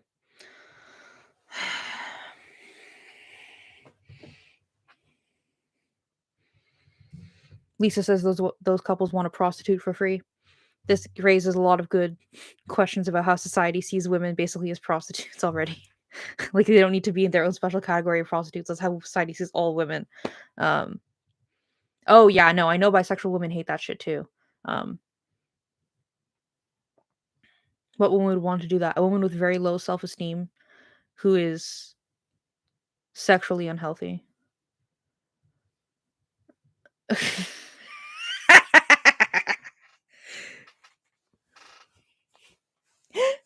Toss stones is like the poor unicorns are used so unfairly as a mythological beast, not at all toxic. Yeah, I know. Um, Matt Adams says, "Listen, who among us hasn't slept with someone while a dude was jerking off in the corner? Just me. I'll see myself out."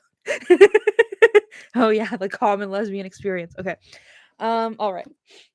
Let's get back to the essay. I think we're about halfway through. Well, that's the thing too, Michelle. Like, I don't want to get into it too much because we've kind of touched on this topic a bit, but I feel like I haven't expanded my knowledge enough on this topic to really have a new conversation about it. But um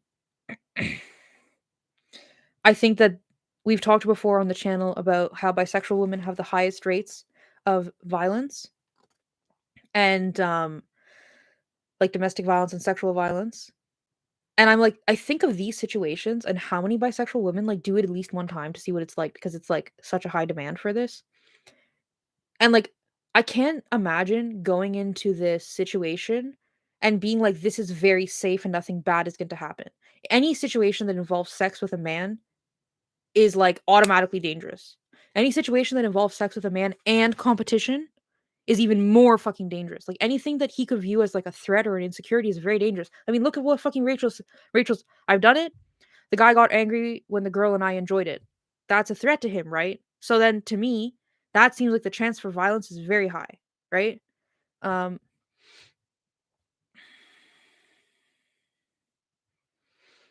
Maple says, ha ha ha, typical Rachel. Once the guy realizes his girlfriend is actually into women, he freaks out. Yeah.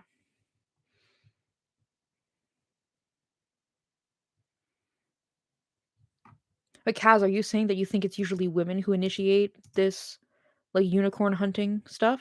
Like in in an emotionally abusive relationship? Um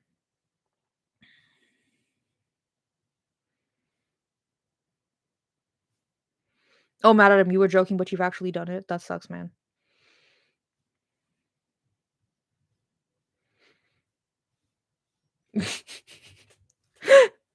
Oh my god. Uh Matt Adam says I've worked on my self-esteem since then, lol. And I learned seeing a dude looking sad and defeated in the corner wasn't a turn on. Not something I needed to know about myself, but here we are. You're like, this is a self-exploration that nobody needs to do. I learned it the hard way. Don't do that. um Oh, fuck Rachel, I'm so sorry. Rachel says the situation did turn violent. I'm very sorry. Uh Oh, that's Kaz. That's what I thought, but the way you phrased it, I wasn't sure. Kaz says, "No, I think it's boyfriends who manipulate their girlfriends into doing it for them under the threat of leaving them, either implied or verbalized." Yeah. Rachel also says usually the boyfriends are yeah, that's the sense I got. That's why I was like, "Oh, you said you have a different information than I have." Um,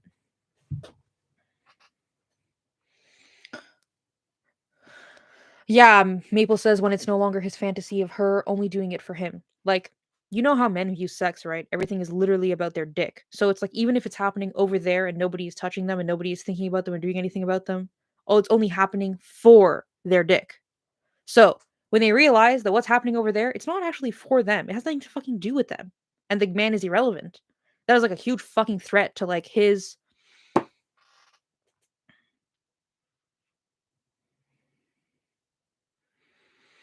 trying to think of the language that Marilyn Fry used. Basically to like his phallocratic orthodoxy. That's not the exact word I'm trying to use, but I can't remember what the exact word is. But like his like chauvinist perspective, his bubble is like burst when he sees that shit. So like, um, ugh. I should do a video about that. Okay, call for submissions or whatever. If you know of a lesbian website, a lesbian blog, a lesbian magazine, or whatever that has done one of these fucking disgusting, rapey craps, made one of these articles that's like how to have sex with a trans woman if you're a lesbian, please send it to me. I should do like a series.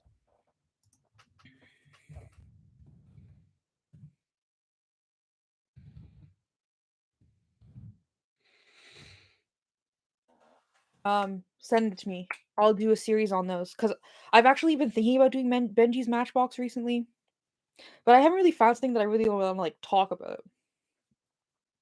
Ah, this Malvar says very little seems safe around men. You are on it, sister. Very true. Um,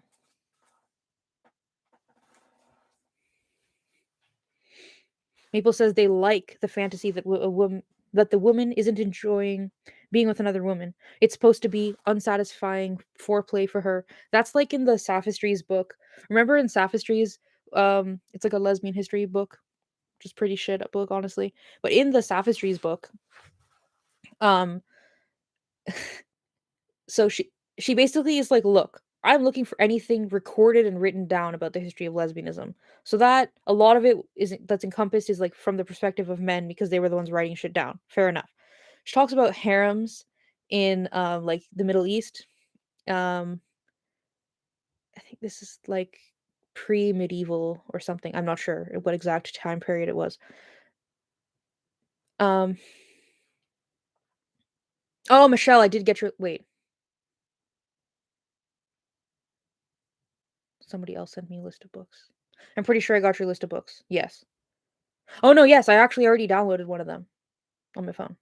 Anyway, but yeah, okay, in the Sophistries book, they're talking about harems and that like men who had harems, these were some of like the first recorded written like history of like, oh yeah, women were having sex with each other.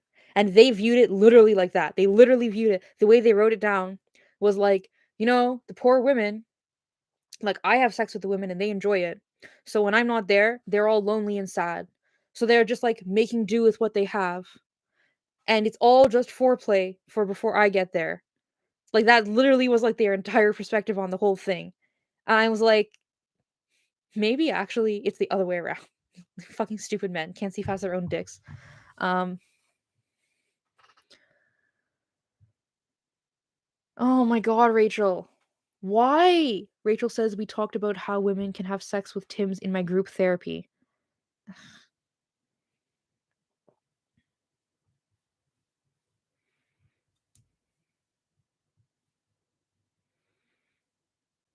Oh my god.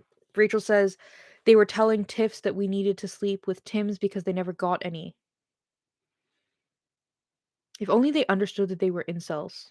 Cause like, you know, there is like an awareness of like what is an incel and how to stop being an incel. How to stop being an incel. Take care of your hygiene. Build like a satisfying life that is not dependent on how much pussy you're getting from their perspective. Like If they just realized, you know what? The reason no woman wants to sleep with you is because you are not someone worth sleeping with and fucking did something about it. Anyway.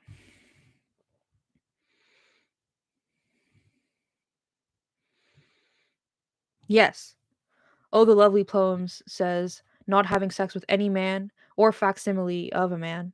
And I sure don't want or need advice on how to go about it. Fucking exactly.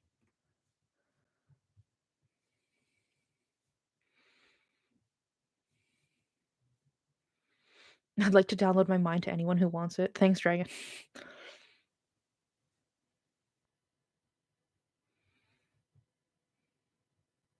Oh, well, Melvar, thank you for being honest, but it is not okay for you to be here. Uh, yes. Okay, I didn't even do it. The You can keep watching Melvar, but you cannot comment. It is probably not well known because I don't very much advertise it, but all of the moderators in my live chat, their job is to remove males from the live chat. So I'm glad you're here. You got something out of it, but this is not really for you. Okay. Thanks for being honest about it.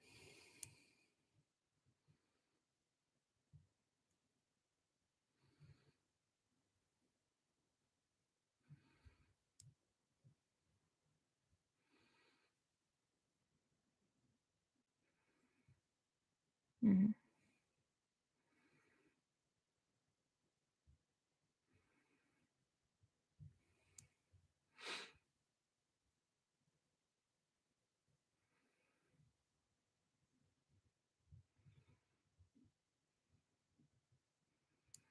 Ugh. Oh, the Lovely Poem says, well, I certainly spoke out against the L word Generation Q everywhere on social media. Showing an FTM having sex with their boyfriend, what the fuck? I mean, I guess we have to keep in mind who is the L word for. It's not actually for lesbians, it's to titillate men, isn't it?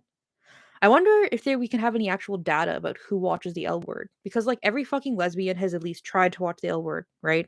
And then come to the conclusion that the writing is shit and the acting is shit and there's way too much sex. But no offense if you like it, but that's my take on it. Um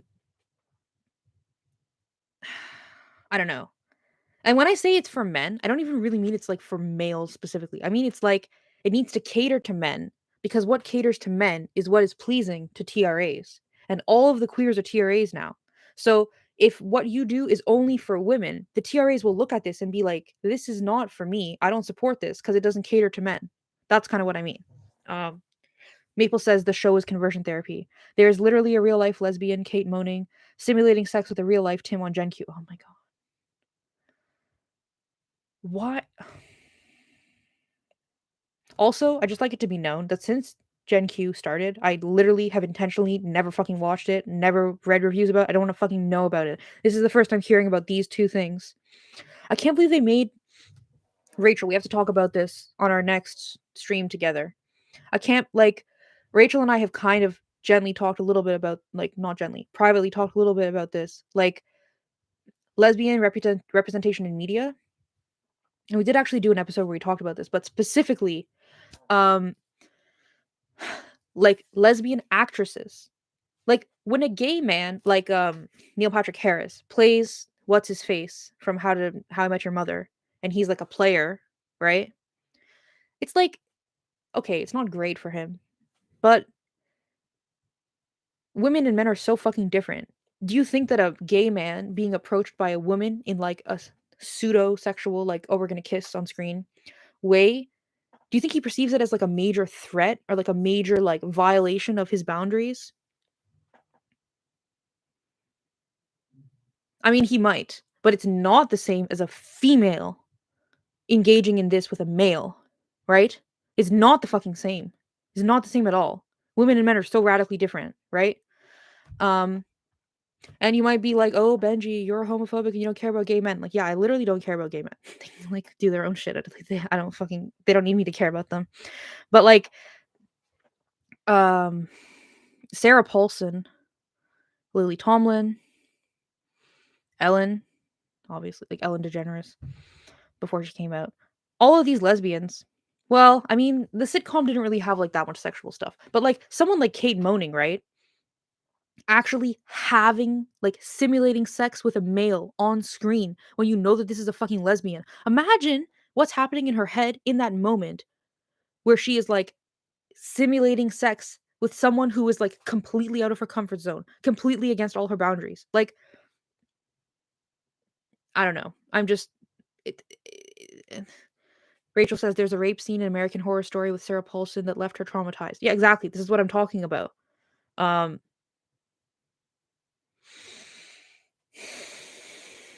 isn't one of like the main writers for American Horror Story a gay guy?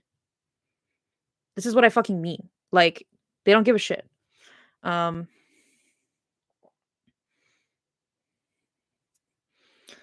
yeah. Yeah.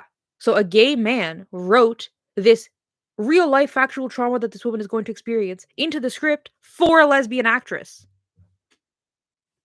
As I said, I kind of don't give a shit about gay men. They can take care of themselves when they're not fucking us over. Maybe I'll give a shit about them. Okay. Um,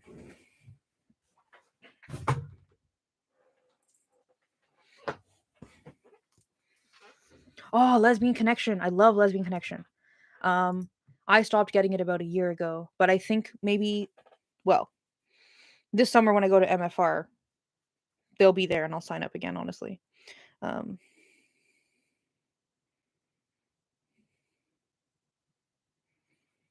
oh my god, don't even start me on Curtis Tripp.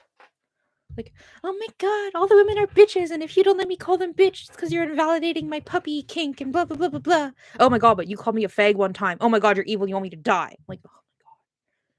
Like, he literally. Okay, whatever. Let's not talk about Curtis Tripp. All right.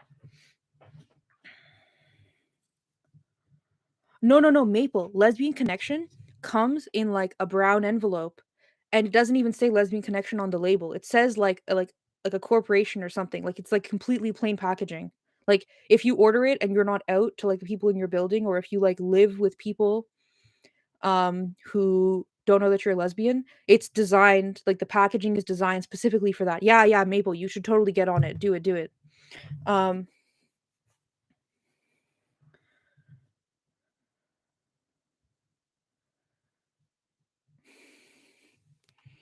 all right. Let's get back to the essay.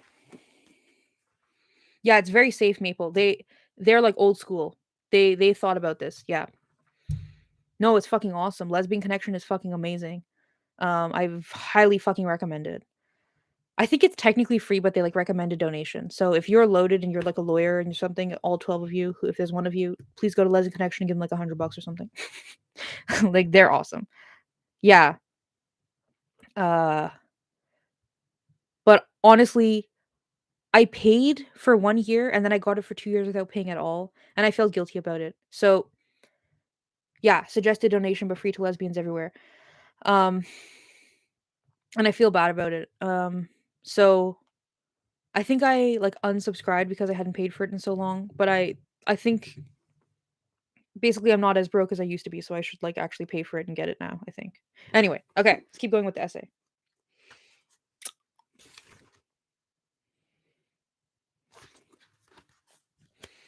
I like how she mentioned the Lavender Menace stuff. I also like. I feel like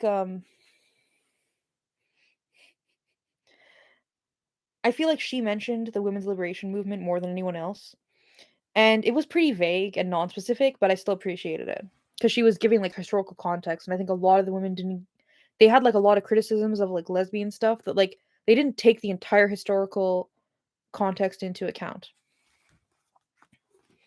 All right.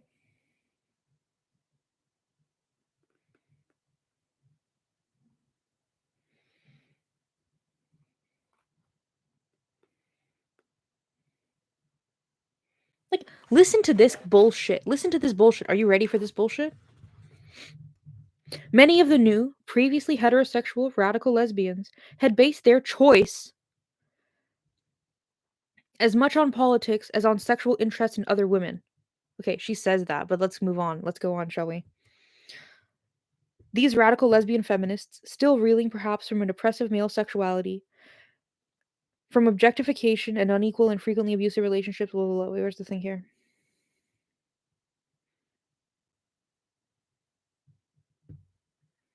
Okay, sexuality became suspect, and along with it, the distinct eroticism of lesbian culture. A new, correct sexuality became one more source of future difference and antagonism. So she's doing that thing, but she's doing it in a more sophisticated way than the authors previously in this book, which is if bisexual women choose to call themselves lesbians and masquerade as lesbians, you're bad if you call them out. I think she's basically doing that in like a very highbrow way.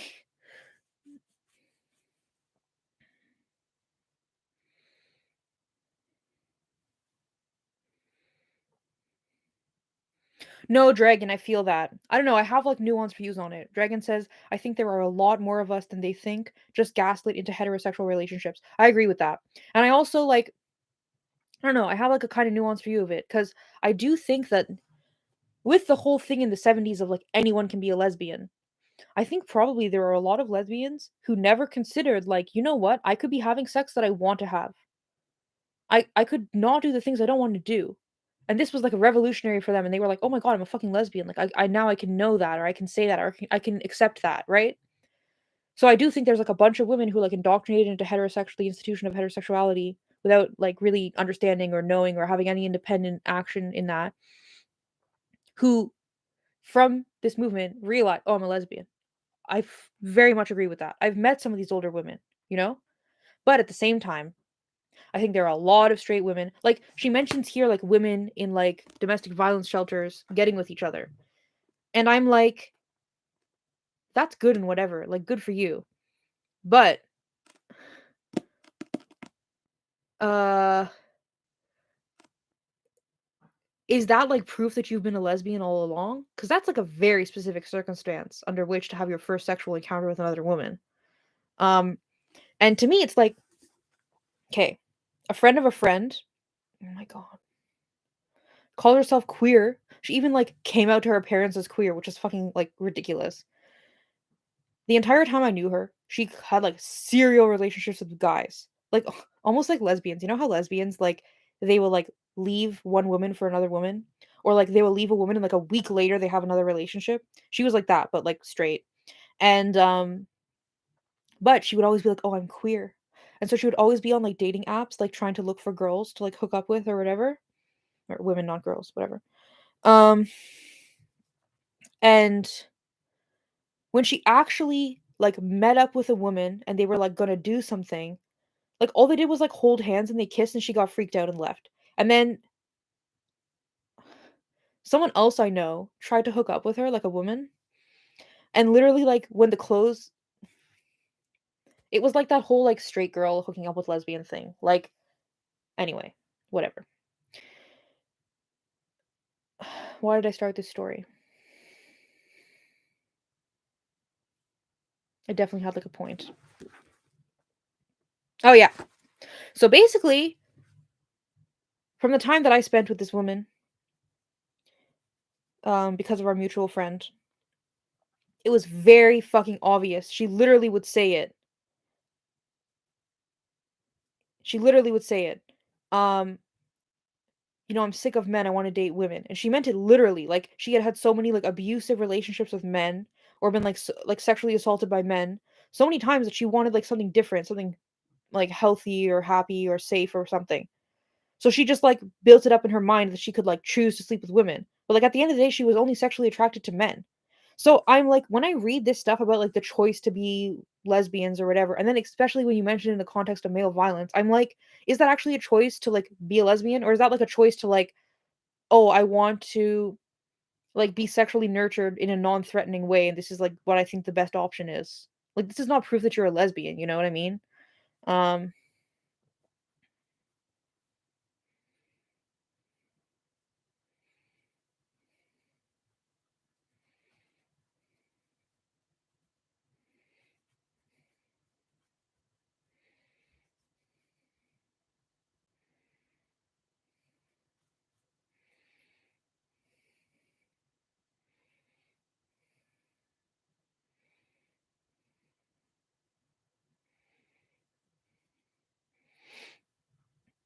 Yeah, Maple, that's what I mean. It's like there's a distinction between a late in life lesbian and a woman who is just like sick of men and is like oh, I think I'm gonna like decide to try this and I'm gonna start appropriating these labels. Like there's a difference.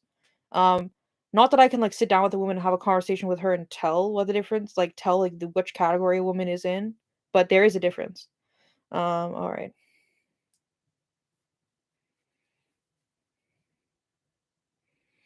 Oh, Michelle, don't even start me on that shit. That's the other thing too. Is like I'm queer, like I'm part of the community, and I'm like, okay.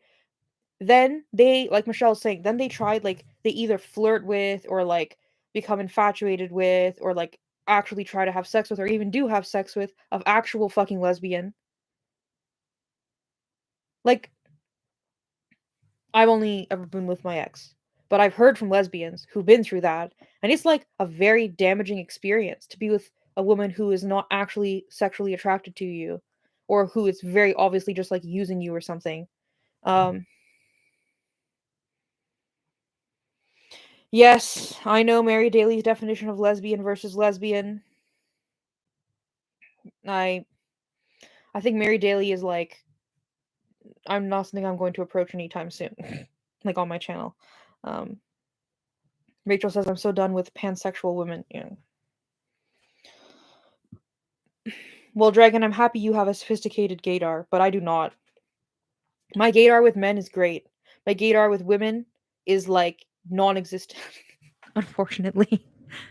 I literally was like it like I don't I mean it kind of makes sense, right? Because it's like I guess it's kind of like an intuition or like a skill. Like you need experience to like build it, right? And I'm like I have no fucking experience. The first time I met a lesbian I was 21. I'm only 26 now. So like and like all the times that I've met lesbians in the last 5 years, it's been like, "Oh, I met you online. I know you're a lesbian. Let's hang out." So it's not like I ever have that like experience of like instinctual like, "Oh, what do I think?" Right? Anyway, and also with the gaydar thing is like most of the women that I look at and I'm like, "Oh, I think she's gay." They're fucking NBs. Like there's too much like bullshit in the way. I can't tell anymore. Anyway, all right.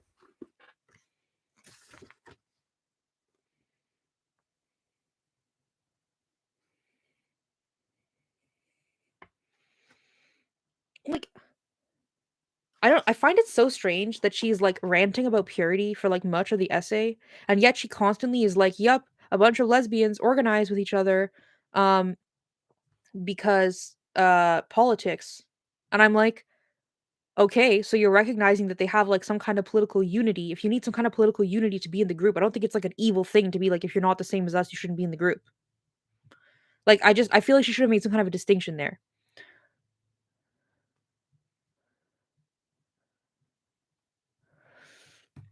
No, I don't know possible person because like it's hard to tell. Like, for example, me and a lot of the like D-trans lesbians I know, like we thought we were like gay men for like years. And I'm lucky that I never actually like had sex with a man, but a lot of the women I know did. And then they detransitioned like, oh, I'm a lesbian. But like I had sex with a man before because I thought that's like what I needed to do or was supposed to do or some shit. So like so many women who I read as like lesbians, maybe they are, but because they're so fucked in the head by all this queer shit of like, if you don't want to oppress a man, then you have to have sex with him. They actually believe it and they'll actually do it. Like, I don't know. That it's like I don't fucking know. The whole thing is just like a disaster.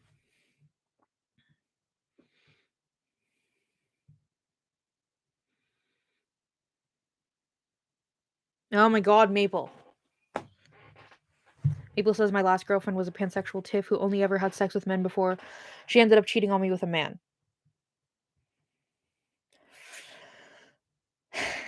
I have heard this from so many women that whenever somebody is like, "Why don't the lesbians date the bisexuals?" And like Maple, I know that you're bisexual. And like, "Why don't the lesbians date the bisexuals? The poor bisexuals." And I'm like, then stop doing that crap. Like maybe if all of the other bisexuals hadn't done that shit to lesbians, we wouldn't have like a very justifiable fear of dating fucking like bisexuals, would we? Or pans or queers or whatever. Um, Kiara, also hello Kiara. Kiara says, so many women identify as NB now, so it encompasses all the orientations now. Yeah, some of the NBs that I've met are like completely gender conforming, and it's like why? Um,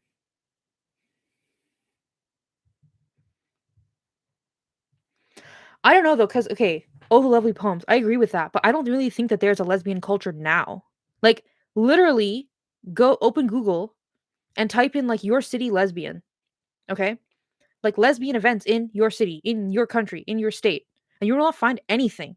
So imagine that you are like a 12-year-old girl who thinks you're a lesbian and you're like, oh, I want to find some lesbians. There is no lesbian culture or community for you to find right now. All you will find is queer theory.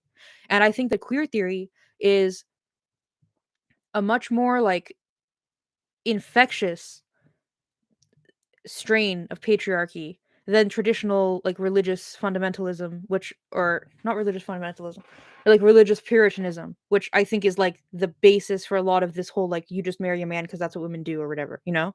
um I think that I've said this before on my channel. I think that we do ourselves no favors by looking at the current queer situation and thinking this is something 100% new we've never seen before and we don't know anything. No, we don't. We know what's happening. This is the same shit that's always happened to women. It's the same mechanics that have always isolated, oppressed, and brainwashed women. It's just a new sparkly version. Anyway, okay. Also, okay, I know this is like your first time on my channel. I don't want you to feel attacked by me. I like to like disagree with the women in my comments. Okay. Um, Matt Adams says I've been left by bi girls for men. I've only dated one other actual lesbian.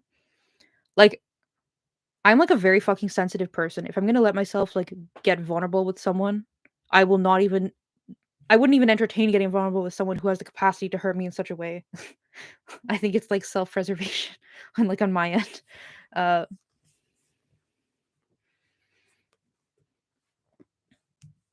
Maple says it's funny. Me and Rachel basically had the same experience with pansexual women. Yeah. Well, it's like also it's like how is that happening? Is that happening like the chicken or the egg? It's like is that happening because they're calling themselves pansexual and because they call themselves pansexual, they're like inculcated with this um these narratives and archetypes and expectations that lead them to behave in the same way? Or is it because they behave that way that they've all started calling themselves pansexuals? Either way, we can all agree that pansexuals are to be avoided. Okay. Oh my god, Kaz. She started pretending to have DID. That literally is like, what do you call those things? Fiction kin. Literally with all the people, like, okay. I know it's like a controversial thing. I've actually talked to a detransitioner who specialized in DID, and I thought that was so interesting. I think he was a therapist. Um, and he was like very convinced it was a real thing. I know it's like very controversial. Like, is it real? Is it not real? Whatever. Anybody in like the last like 6 years or whatever who claims to have DID, I'm like, are you just one of those crazy Tumblr kids who has like too many fiction kin? Like, are you actually have some kind of serious personality disorder? Like, anyway, um,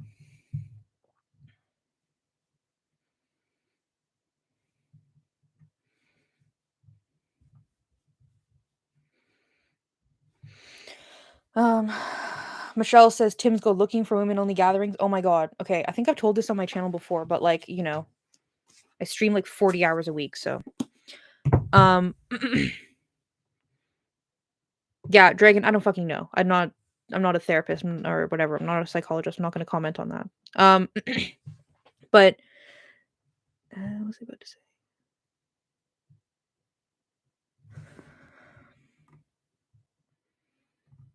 Oh yeah, okay. When I first moved back to Toronto after university, I was like, I need to get in shape and lose weight and crap. And like, lol. Anyway, so I was like, I should get into like some kind of physical activity.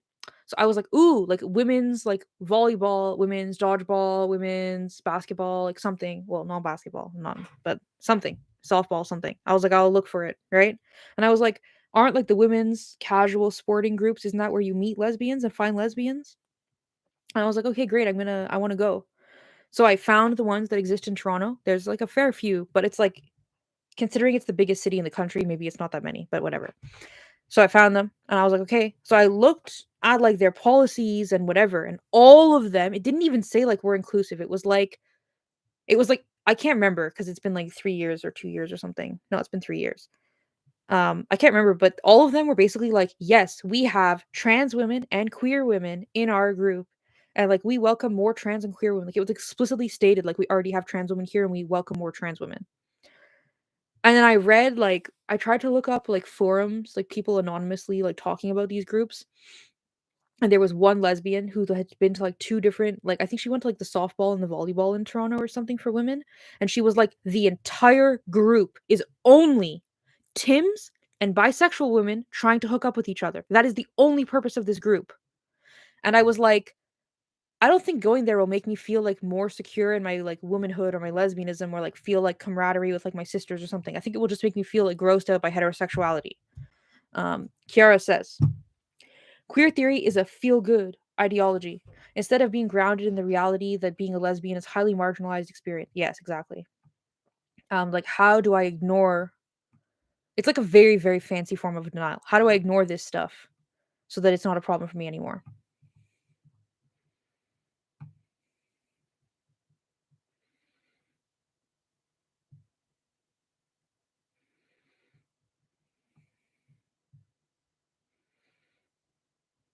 Well, no, I know lesbians can still cheat on you, but they at least can't fuck with my head in that specific way.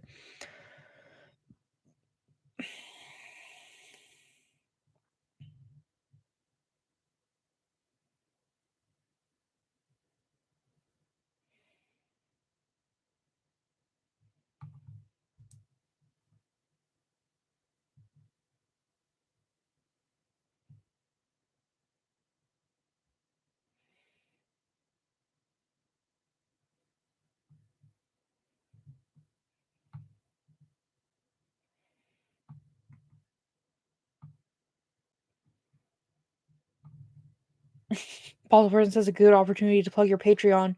You're working a full ass job here. Yeah, this is my third job, I guess. I do actually kind of think about it as work. Oh, yo, Gay is here. Hey, Gay. I do kind of think about it as work, but I definitely my income of this is like not at all comparable. Like, I think if I did the math, I'm probably making like $1 an hour. Oh no, wait. Okay, wait. I do 40 hours a week. Oh no, but that's the month.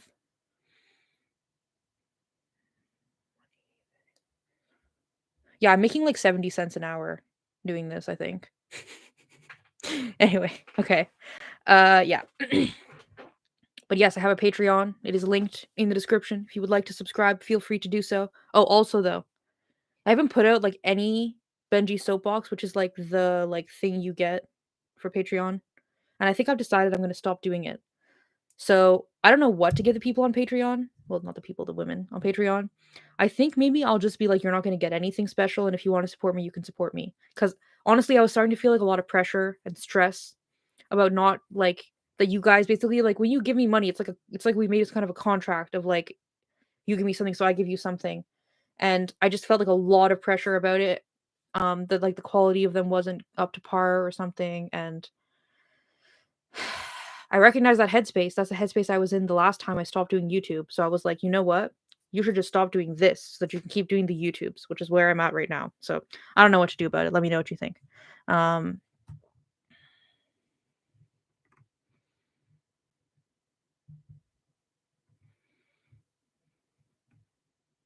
Maple, you're disabled. In what way are you disabled? I mean, you don't have to tell me, but that's interesting. Like I didn't realize. Um, yeah.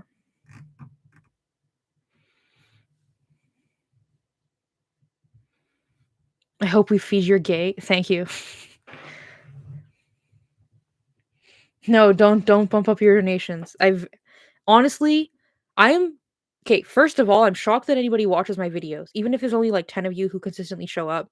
Um, because basically all I do is ramble about random my opinions and read books. And I'm like, who the fuck is interested in that? I mean, you obviously. But so first of all, I'm shocked that anybody is even watching my videos to begin with. Never mind paying me for my videos. So anything I get, I basically view it as like extra special, like icing on the cake, you know? I don't feel like entitled to be making a lot of money or anything. But I do kind of think of this like as a job. Um, yeah. What? Okay, the Lesbian Film Festival in Kentucky. There is a lesbian film festival in London, Ontario.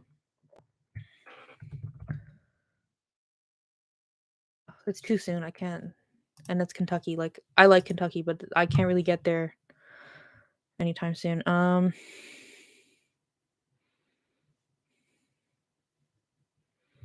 Aw. Matt Adam, you're so nice. If I donate, it's a gift. Consider it payment for services already rendered, not services I'm waiting for. Just saying. That's a good way of thinking about it, probably. But yeah, I've burnt out before. So I was like, I don't even know if it was like a burnout of like the amount of work actually, no. At the time, I was doing a lot when I stopped my YouTube channel. Like, you guys don't know, but I was doing a lot of work behind the scenes because I was trying to build like an entire series of interviews. I was kind of trying to do like what Benjamin Boyce does, but like female only. Um, so I had like interviewed a lot of people like off camera, and then we were like to get to know each other, and then we were gonna, because I was like basically learning the ropes. So I was like, I wanted to like be very careful that I'm representing people correctly and they're comfortable and whatever. And then I was like starting to film them and like I don't know, the whole thing, like doing that plus work, like it was like very hard scheduling everything. And I put so much work into it, and like I kept having technical difficulties with filming stuff. Because I mean, initially I only had a fucking iPad. I mean, now I have a desktop, it's much better. But yeah, well, yes. Rachel says female only and not shitty and manipulative. Yeah, exactly. Uh, Kiara, do you remember the name of the person whose video was taken down? I assume that it's because they asked for the video to be taken down. Like most of the interviews on my channel are not up. I think there's only like 3 interviews on my channel left up from like my like last like original 2-year stint of YouTube because oh hey bird killed me. Because they asked for it to be taken down and I wanted to respect them.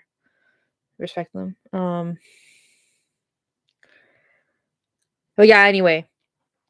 So I like burnt myself out both like that, but also emotionally. I just felt like so much sense of obligation and like constantly like self-deprecating, like I'm not doing it enough, like I haven't edited it enough, like the audio is not good enough. Like I was just like hyper like fixated on everything that was wrong with it. That's why I do live streams now, because it's like I'm doing it now. That's it. What is there to freak out about? It's a done. I think it was one D trans woman who was still into queer theory. Oh well, I bet you she retransitioned, or if she didn't retransition, she is friends with Queerios who were offended by the fact that she was interviewed by him or said what she said on his channel or something. Yeah. Anyway, okay. Yo, I have a fucking chai. Ugh, look at the foam. I mean, you can't really see it. The lighting's kind of weird, but it's just like there's like water, like melted ice, and then the foam. That's pretty disgusting. I guess I shouldn't have gotten ice if I was going to take hours to drink it.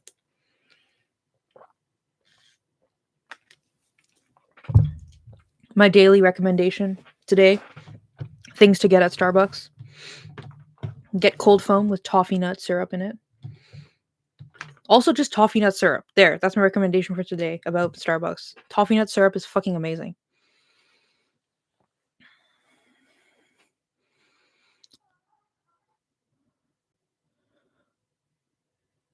Maple, have you read any books specifically?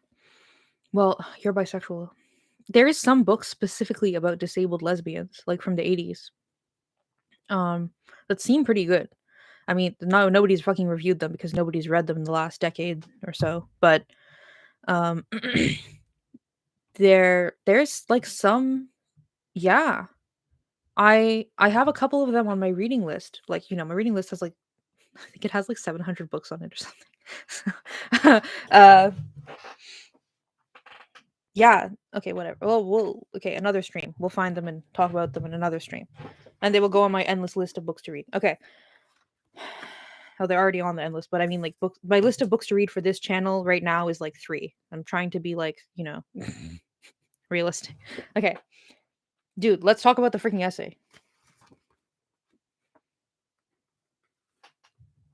Oh, I didn't expect. Maple says I read a book called Mean Little Deaf Queer about a disabled bisexual woman. It was fine. I didn't expect you to say it was fine. I expected you to say it was horrible based on the title. Just because that is a weird title. People debate whether being deaf is a disability or not, but yeah. Oh, yeah, that's so interesting. Well, Maple, were you around? One of the essays in this book, the therapist, her primary clientele are deaf, the deaf community. Yeah.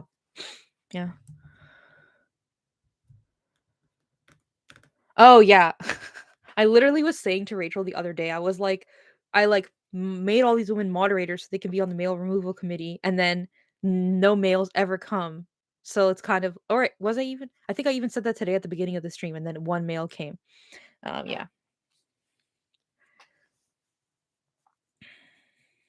I mean, it's not really like the essay isn't really about that, but she mentions it a couple times, like in terms of like identity and like who you can find who are like your people. And so like she's mentioning it like for lesbians. So like who are like your people? It's like lesbians. But if you're like of an ethnic minority is not even the right word because it depends where the fuck you are. If you're an ethnic minority in the place you're at, I guess, then like your people might like understand you and see you in terms of sexuality, but not understand you and see you in terms of um culture and ethnicity. And so she talks about how well you can find like your people like in terms of culture and ethnicity, but they won't see or respect you or understand you on the basis of your sexuality. So she talks about this like splitting of identities. And one of the things she talks about is like also if you have a disability, that you are like split again into like a third direction. So you're like even more fragmented in terms of like an integrated self. It was very interesting. What essay was that? It was one of the ones to do with race.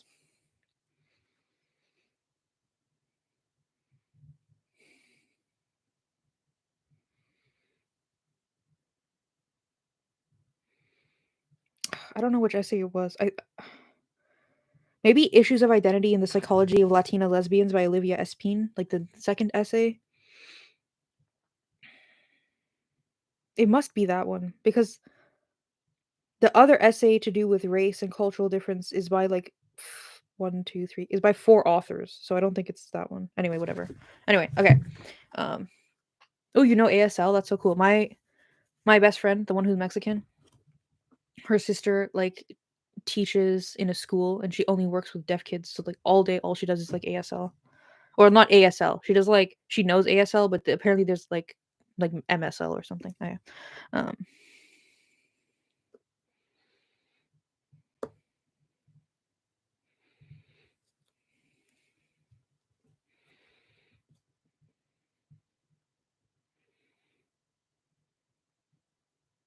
oh no, lovely poems. I know. I'm going. A couple of us are going. We're going there. We're gonna be there. I know the woman who's running the D-Trans workshop. It's gonna be fucking actually. Is that a different D-Trans workshop? Whatever. Oh no, no, it's her. Rachel. Are we thinking of the same person? I'm just assuming you can read my mind. We know who's running it. We're gonna be there. Lovely poems. Are you going to be there? I love the comedy at MFR. It was the only comedy I've ever seen in my life that like hit me in the feels with regard to feminism and lesbianism and was funny at the same time. Very fucking rare. The comedy was amazing. What was her name? Karen Williams. Karen Harris. Karen I don't know. It's an amazing comedian. It was really funny. Um oh, and the poetry. Oh my god. There is this woman. I'm so sad I can't remember any of their names. I'm sure I wrote it down somewhere or something. I literally remember when I left, while I was there, I wrote their names down on my phone because there's no internet. And I was like, when I leave, I need to like find their shit so I can buy it. Because the poet, she has like a website where you can buy her books. I can't remember her name, but she did a bunch of like spoken word, and it's crazy because it's like a music festival, right? So there's like a big, huge stage for like, well, not huge, but you know, for one person it looks big. Like a big stage for like music, like a band. Karen Williams is right. She's so funny. Okay, thank you. Oh, I'm glad I remembered at least her fucking name. But uh, right, and this woman. Oh, Nina J. That was her name. Nina J. That was her name. I'm pretty sure. She went up and she told this heart wrenching story. Not story, poem about like the emotional experience of being a survivor of childhood sexual abuse, and all of the women who were survivors of sexual abuse stood up and started hugging each other and crying. It was like very, very powerful. I don't remember what she said, but at the end everybody was laughing. Like, I don't know, it was just like really like I've never experienced anything like that. Like MFR was fucking rad, man. I'm so sad I missed Mishfest. Like if I had not been a fucking tiff, I could have gone to the last Mishfest. Uh will I be filming and posting here? Okay, I thought about this. So what I think I'm going to do is if you are someone who is going to be at MFR, I want you to contact me beforehand. I'm going to be in Michigan at least 1 day before, maybe 2 days before. I might even consider going, like, I could go much earlier. I could just camp in Michigan for a few days early to meet up with some women, if that's something you guys want to do. I mean, or after, I don't fucking know. Basically, I'm happy to organize something outside of the event, because I think the only way I could film anything at the event was like, okay, we're gonna go into the middle of the fucking woods, just the two of us, and make sure nobody else is around, because I don't want to violate anyone's privacy. Like, it's like a security issue, really, is what I'm thinking about. Um, so I think maybe I'll do like some little one-on-one interviews with women who are there if they want to be on my channel, and that's it. uh, yeah, and then I'm 100% sure that I will come on here and like cry about how amazing it was after. So, well, not cry, but have emotions, emote about it. So, mm. Do you know my experience with ASL? Is this offensive? I don't know. My experience with ASL was, so I went to like a lot of orchestra camps and chamber music camps and stuff. Um, Dragon, are you going to Michigan? Are you going to be there?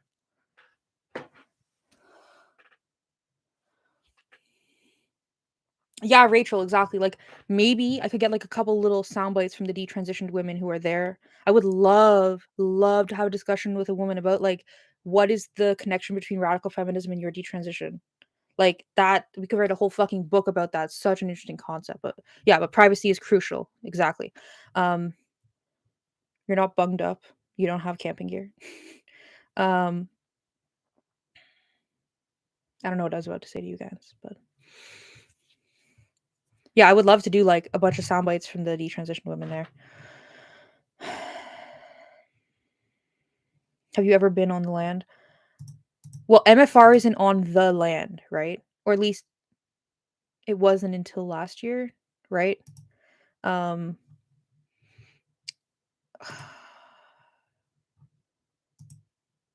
I th- I don't want to be more specific for security reasons, but I'm honestly not sure. But it was a female in the event, and it was the first time I ever met lesbians in person. It was like very life-changing experience. Exactly 5 years ago from, if I go this year, well, I'm going this year.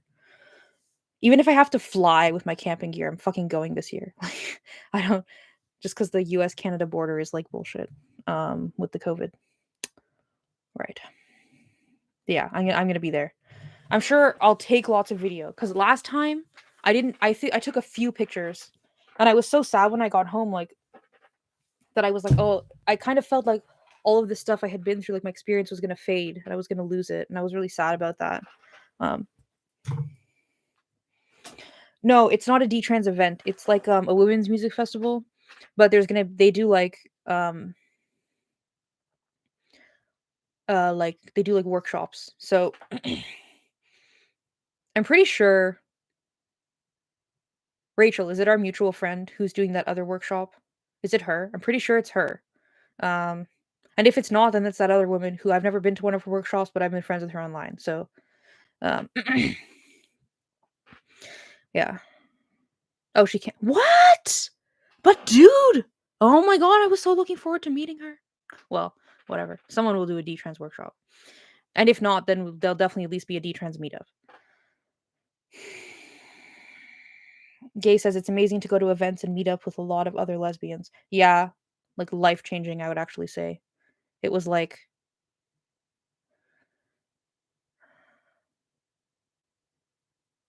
I would describe my experience of going to MFR as a rapture. Not in like the biblical sense, more like in the epic sense, like in a positive way.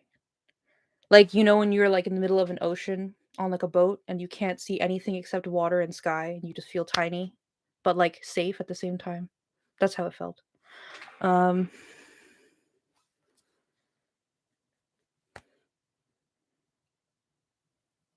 no, okay. Well,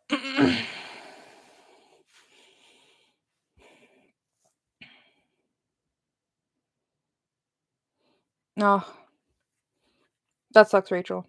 That's how I thought too, because I went the year after I re-identified, and I basically was like, I've been a traitor to women for years by being a trans man. Like, what right do I have to be there?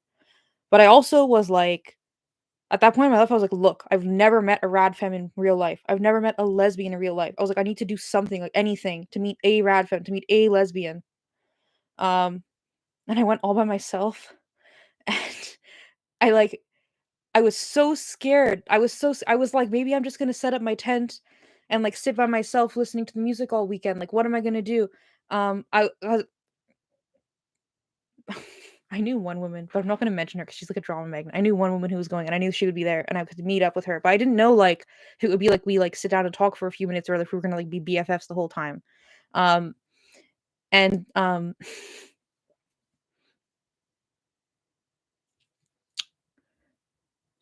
yeah, like when you get there, you have to like sign up for like work, like shifts.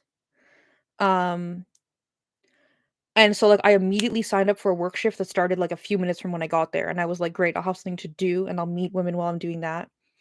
And, I did, and I remember, like, I have 2 specific women, well, not even this old lesbian couple, like, in their 60s and 70s, they came by, and they were like, "How long have you been standing here?" And I was like, "Oh, like, an hour or something." And they were like, "Oh my gosh, like, do you have something to drink?" They're like, "Here," like, opened this, like, bag, and like, "Here, have, like, 5 granola bars and, like, 2 water bottles," and I was like, "Oh, thanks," and I had my cargo shorts because lesbian. I stuffed them all in my cargo shorts, and I was like, "These lesbians don't," I think they hugged me. I was like, "These women don't even know me," and they're just like, "Let us feed you, like, let us hug you, like, welcome to the land," and I was like, "Whoa." Um, and then, this other, there was actually a trans man there when I went. I asked her. I remember because I was like heavily involved in detrans and whatever, and newly detrans, so I had like a lot of knowledge of this stuff.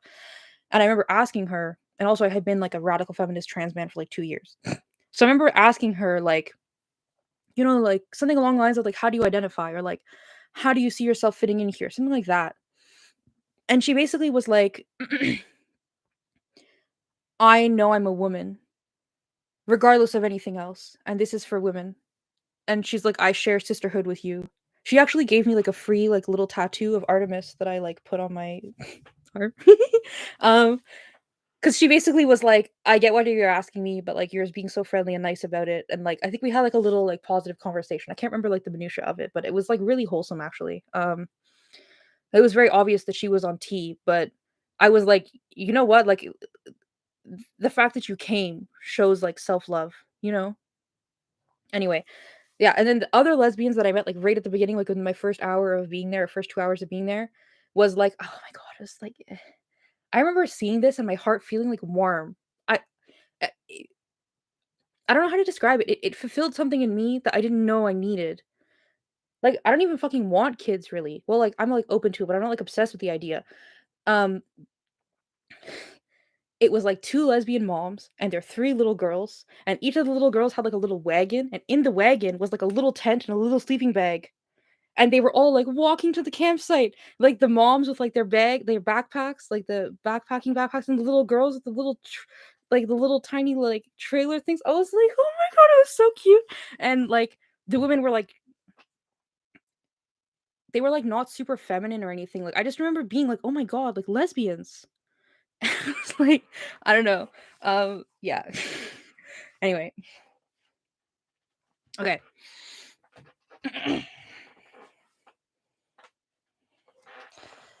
Okay.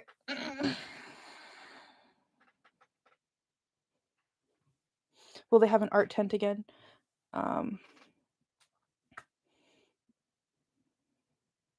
yeah. I almost wonder, probably too late.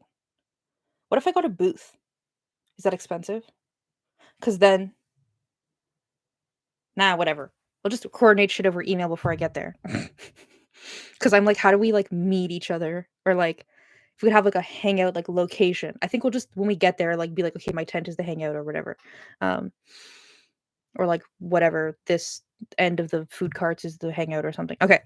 Anyway, yo, guys, we were doing an essay. Do you remember? Okay. Also though, I might have to take this down now because we've talked about a lot of like things that I think are not actually, no, I'll cut it out after. You can do that on YouTube now. I talked about a lot of things that I think are like not dangerous, but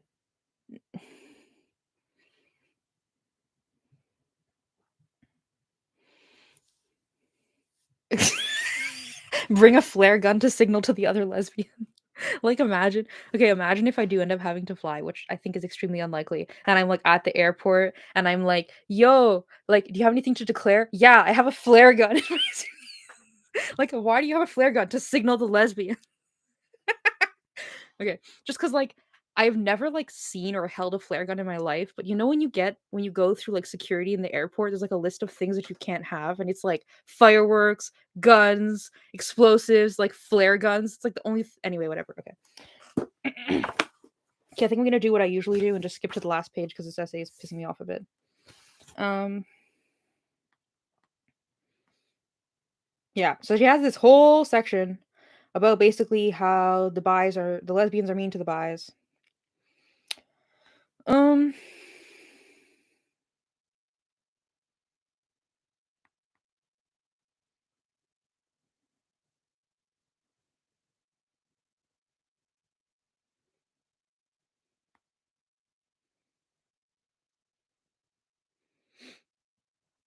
oh my god. And then I forgot about this. I blocked it out. She has like 3 fucking pages or whatever where she talks about like the mother-daughter relationship. And for those of you who don't know, like you might think, wow, you're being very flippant about that. What she's talking about is like the pre-verbal psychosexual connection between the mother and the daughter. It's like some Freudian bullshit. Anyway, she takes it at face value very seriously and references all the other authors in the book who've taken it very seriously. Um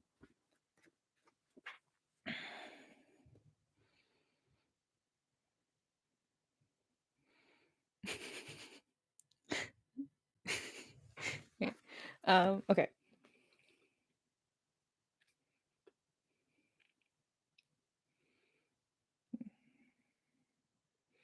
Anyway, so from that, she has all these weird conclusions about like being threatened by women because your mother had power over you and all this stuff. And like, okay, actually, some of her introspection on this I thought was actually valuable because what she's talking about is more the one thing she brought up that I thought was kind of interesting was so it's been explained in some of the previous essays, like the formation of identity, and I don't mean identity in the queer way. I mean identity in like who am I, like for like small children.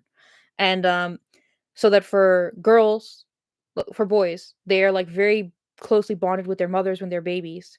And then as they become like toddlers or whatever, I don't know, they don't specify the age, but as they grow up, basically they get this idea of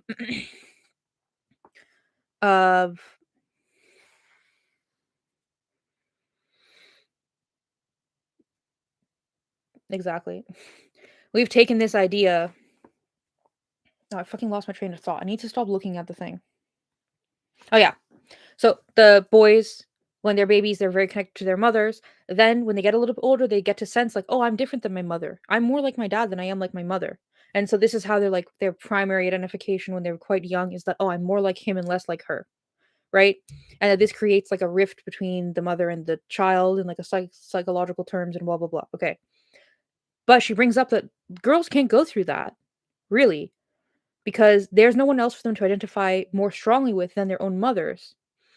And I thought that was, like, kind of interesting because it's not bringing up this weird, like, sexual childhood Oedipal complex crap. It's just about, like, formation of, like, who I am in the family unit.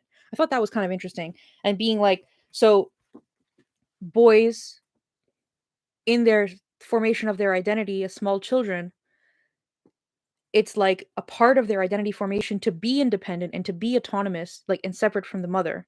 And so for girls, it's not because usually the way that they explain it, several of the women in this book and her specifically, is that when girls form this identity when they're babies, they're like, "Oh, I'm like my mother," and they actually like it like reinforces the bond with the mother rather than creating like autonomy.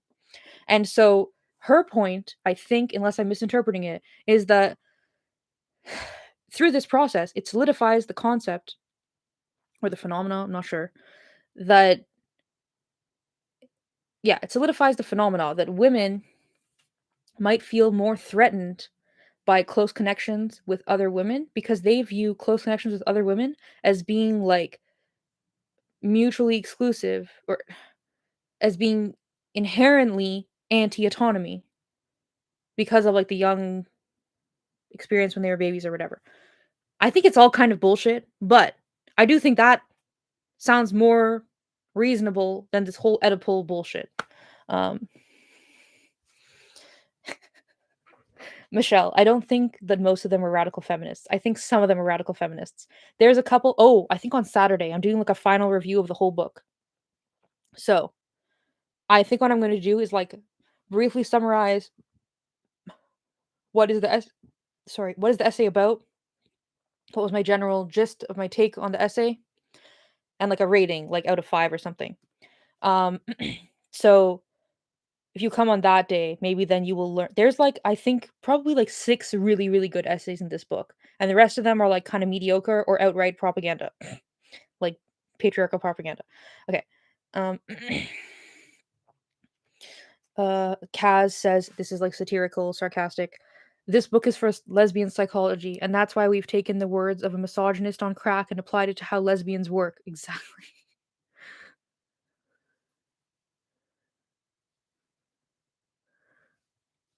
Maybe Freud is an improvement over what came before. It's actually interesting because like so they'll reference Freud and honestly his quite every misogynistic, lesbophobic, disturbing, sexual, whatever. Quite disturbing, quite anti-lesbian, right? They skipped over um one of the women mentions who the fuck are these guys? There's like a handful, there's like 3 guys from the 60s and early 70s who did like research on homosexuality, but their research basically was like, oh yeah, like for some people, it's like that's their nature. And like that's not a good thing. We think we can change their nature. And they called it like inversion and all this crap. I can't remember the names of these people. I've read like a couple different books where they mention these dudes, these like early sexologists. It's not Kinsey and his group, it's someone else. Um, and so they actually would go like Daughters Abilitas and the Mattachine Society. They would have like workshops or events or whatever the fuck. No, they actually had a conference. The Mattachine Society, maybe it was in like cooperation with the Daughters Abilitas. I can't remember though. But the Mattachine Society had at least one conference where they invited like a bunch of these sexologist guys who were like, "Yup, we know you guys are like sexual inverts who are like perverted and messed up, and like we have compassion for you and we want to help you." They invited a bunch of these sexologists to one of their conferences because they were like the homophile movement of like we need to like go along to get along, and like a society we need to like make compromise with society to like get a space in society or whatever. um but yeah, for a while these like conversion therapy advocates were like the scientists who at least acknowledged and as they saw it studied homosexuality in a humane way, which is like mind-boggling because the way they viewed it was kind of like, look, these are like academics who have like reputations who are taking us seriously. So regardless of like what their conclusions are, the fact that they're taking us seriously gives us some kind of credibility. Anyway, whatever. But they've skipped over those assholes and they've gone back to like an even worse asshole in a way. Why? Just don't reference any of the historical assholes. Anyway. Okay. All right.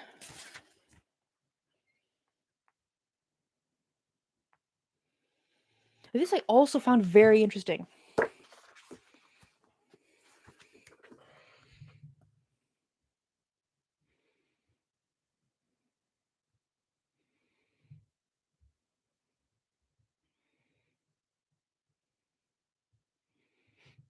Are you quoting Scum? Okay, I'll read it after you finish your quote. Um, Also, as I've said, I'm not reading Scum on this channel. I know you guys want me to, but like I don't want my channel taken down. So, um, okay, this I found a bit strange. I don't know what you guys think, but a last point is the observation that women tend to be extremely dyadic in terms of relationship patterns. Most women can readily recall experiencing or being part of exclusionary interactions as children and adolescents. That is, where one girl or another is excluded or expelled from a clique or a threesome, thereby reducing it to a twosome. um, Fight and Trumbo speculate that these exclusion exclusionary behaviors may be rooted in the dyadic socialization common to women, the original mother daughter pair, as well as expression of anger towards one mother, along with an attempt to feel powerful, included, special, and loved through the rejection of another. Okay, so the whole like mother daughter thing, obviously, I think it's a bit stupid. Like they're basically saying that women throughout their lives are constantly trying to recreate the mother daughter bond. I don't agree with that. But what is this? Women are dyadic. Women prefer to be in groups of two rather than in large groups. Is that what she's basically saying? Like, whatever the psychological source, it is as if some old powerful psychological drama based on dyadic bonding, exclusion, and one person's holding of all the bad is being reenacted. I don't get it. Like, I this is the first time I've ever heard of this. I don't know what the fuck she's talking about. Yeah.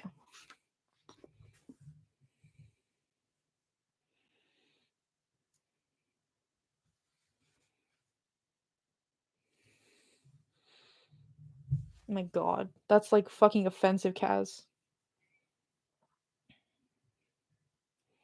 Gay. Very apt. Gay says radical feminists often het-splain lesbian culture, community, and relationships. Well, that's the other thing. I don't know what this fucking author. Oh, so let's see who is the author of this. Sarah Pearlman. Oh, I think she's a bi. Wasn't she in that other essay? Sarah Pearlman. If you want, you can scroll down. Her bio is in the thing. Okay.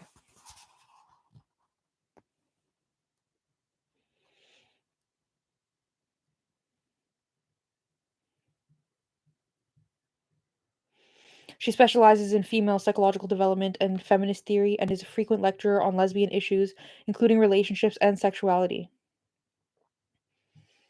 And at the end of her bio, it says her ambition is to write a lesbian version of The Clan of the Cave Bear. I don't know what that is. It doesn't give me much in here, but the way that she refers to like the lesbian choice or whatever, I'm like, is that because she's an academic who's trying to be avant-garde for like the 70s? Or is it because she's like a fucking bisexual who identifies as a lesbian? But like a lot of the authors in this book, it becomes clear through the tone in their writing that they are bisexual who feels like miffed that the lesbians think that they're different because they're fucking bisexuals. So yes, a bird killed me says she's one step away from girls are so much drama. I mean, I don't know. Like she's trying to analyze what like anyone who's been around the lesbian or the rad femme community for more than a year who will be like, oh yeah, there's constant fucking drama, right? I think she's trying to kind of analyze it and be like, how do we get along as a community? Like that's important. We need to like get along with each other. It's like, you know, to be a collective that can support each other or something. Um, but I do agree. It's like she's, yeah, it's more like judgmental rather than like, yeah. It I this author, it's like it's very authentic, but she's like in sophisticated ways, basically just dissing lesbians, like the whole fucking thing. Um, okay, here's the quote from Scum. His earliest experiences are with his mother, and throughout his life, tied to her. It never becomes clear to the male that he is not part of his mother, and that he is a he and she is a she. His greatest need is to be guided, sheltered, protected, and admired by Mama. Men expect women to adore what men shrink from in horror themselves. Dude, that explains like that's a description of like every fucking tip.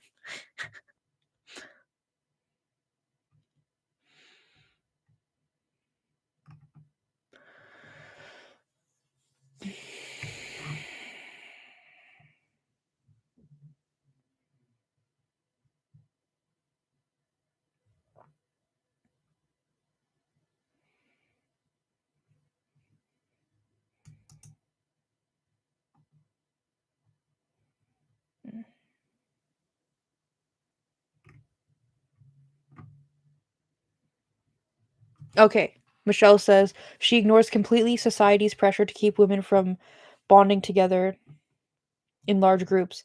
Yeah, like she vaguely mentions it, but she doesn't mention it like in a radical feminist context specifically. Like this is a tool of patriarchy.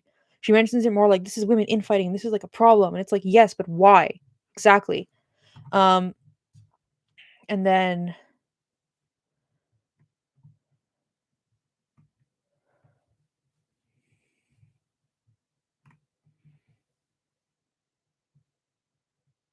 Stop Lying said, like, I think that's it, Michelle. She's ignoring that and making up bizarre, natural explanations for it. Yeah, exactly.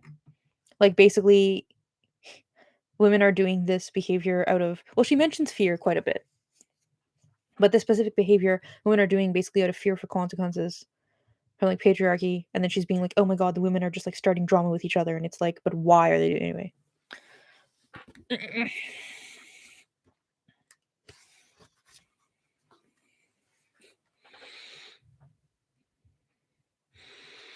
Kaz says, I hate the idea that because, wait, no. Rachel, where's the thing you're referencing?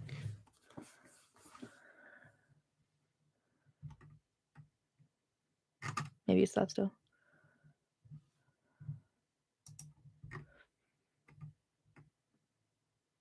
Yeah, whatever. Okay, the last page. Oh my god, it's 6:30. Yo, I have to be at work in like, I need to go to sleep basically in like 2 hours. Yeah. Okay.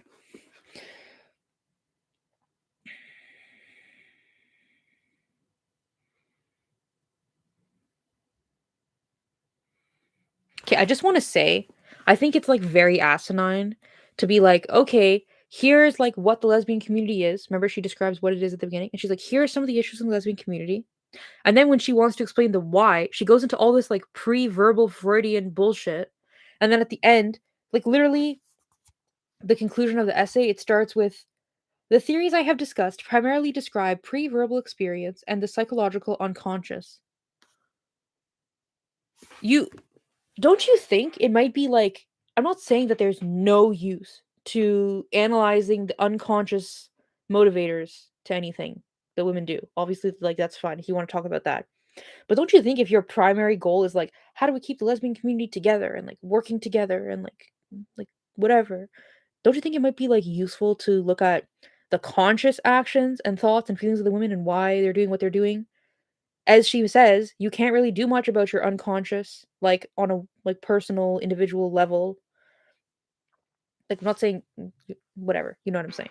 So it's just like why? Why? It's like the whole thing is kind of a waste of time, isn't it?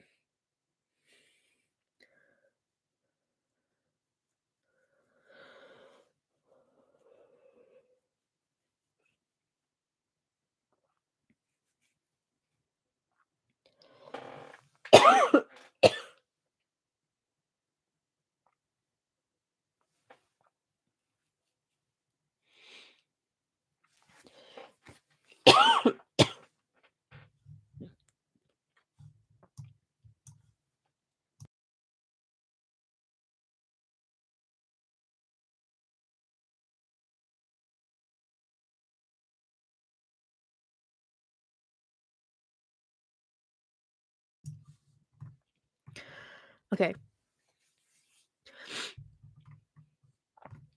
So Kaz said, the only thing that sucks about my copy of Scum is the foreword by Michelle T.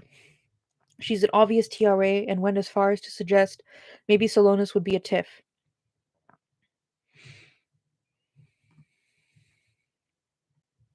Rachel replied, Kaz, you bring up a good point. That rhetoric is used on TIFFs a lot. Quote, your dislike of men is actually resentment because you want to be one, end quote. Yeah, it's like all penis envy or whatever. And not like a rational, comprehensible fear of like a risk to your safety and life. um and then Kaz replied, she's referencing the idea that because TIFFs have hated men, that means GNC women who hate men must also be TIFFs. Rachel says, for me, it came from my lesbian therapist, but generally, yes, it's the men saying, you just don't like us because you're jealous. It's so funny. Even when I was like,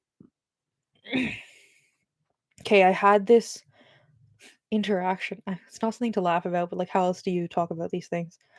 I had this interaction with these, no,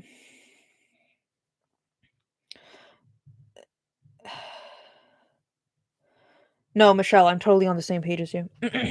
With like Dworkin being like, it's too painful. Yeah. Especially for straight women. It's like you've made like, I don't know, a covenant with patriarchy by like engaging in heterosexuality in a way. Like, it's kind of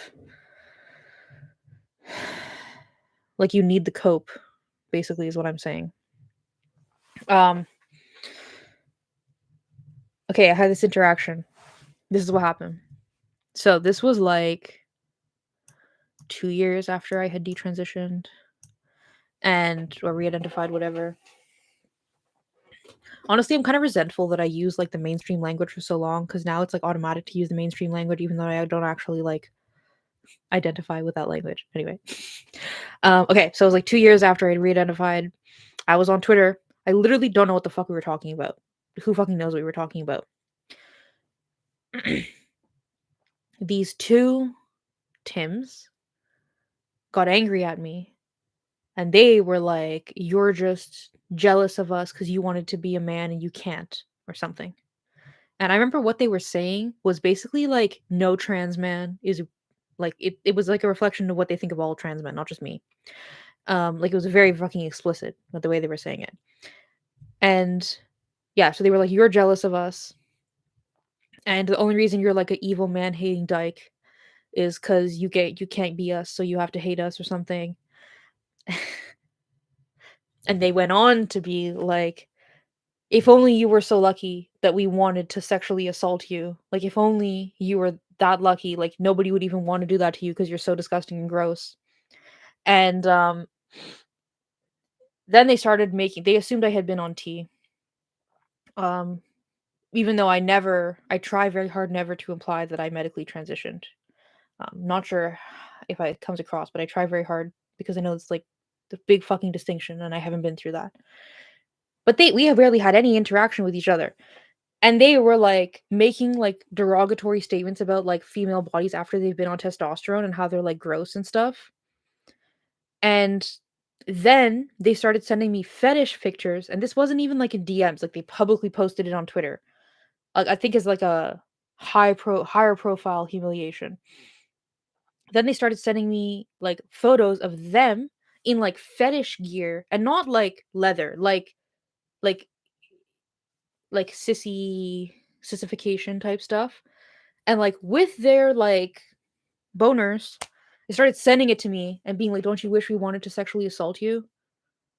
Anyway, I just remember through that whole experience being like, how fucking insecure are these men? How fucking insecure are these for them to be like, "You're only like this because you hate us and you're jealous." And I'm like, "You're only like this because you hate me and you're jealous." Anyway.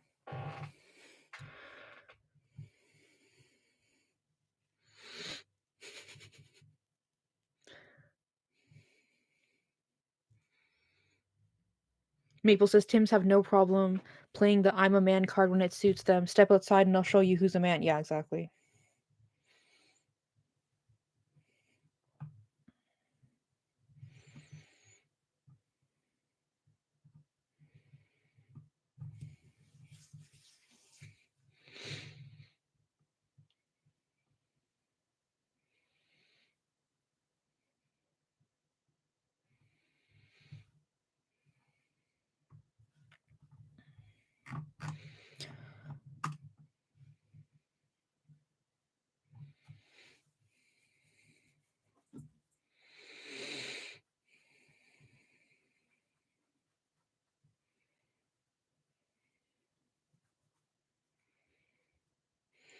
Rachel says so many times, or so many Tims have told me I'm not sexually assaultable. They're disgusting monsters. Yeah, agreed. And it's not because they're Tims, it's just because they're men. Okay. Uh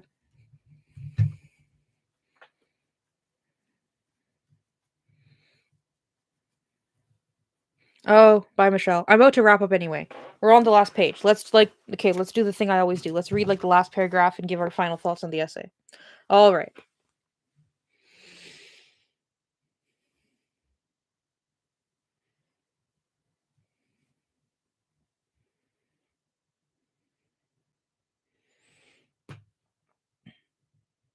This is kind of interesting because at the second last paragraph, she's like, "Look, the if you're serious about politics, it will like infect your personal life." but that doesn't mean you need to like bring all your personal life into politics. Which I agree with that. Like when she's talking about like community building and groups and stuff. But again, it's like, why are you being so vague? I don't understand. Like first of all, she's like, I'm not only talking about political groups, and then she's like, these are the issues, and it's only reflected in this political. I don't know. It's just like everything is vague and yet specific into a way that it's not useful for anything. I fucking hate this postmodern shit. Okay, whatever. Okay, let's read the last paragraph. Lesbians do need each other, but not so desperately at this time. Foreshadowing, bro. The reality is that although consensus may be impossible, it is through differences that we learn from each other. Conversely, conviction and the unanswering stand also jar thought, stir imagination, and create new passions crucial to maintaining vitality. What remains fortunate is that lesbian communities lack a tradition of those modulating forums or exist. Responsibility must remain personal instead of collective. Um,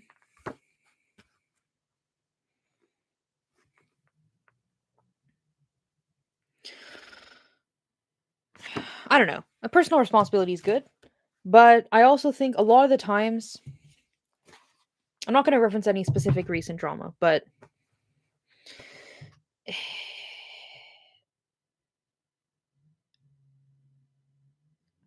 a lot of the times the way I see women reacting, it's like chain reaction.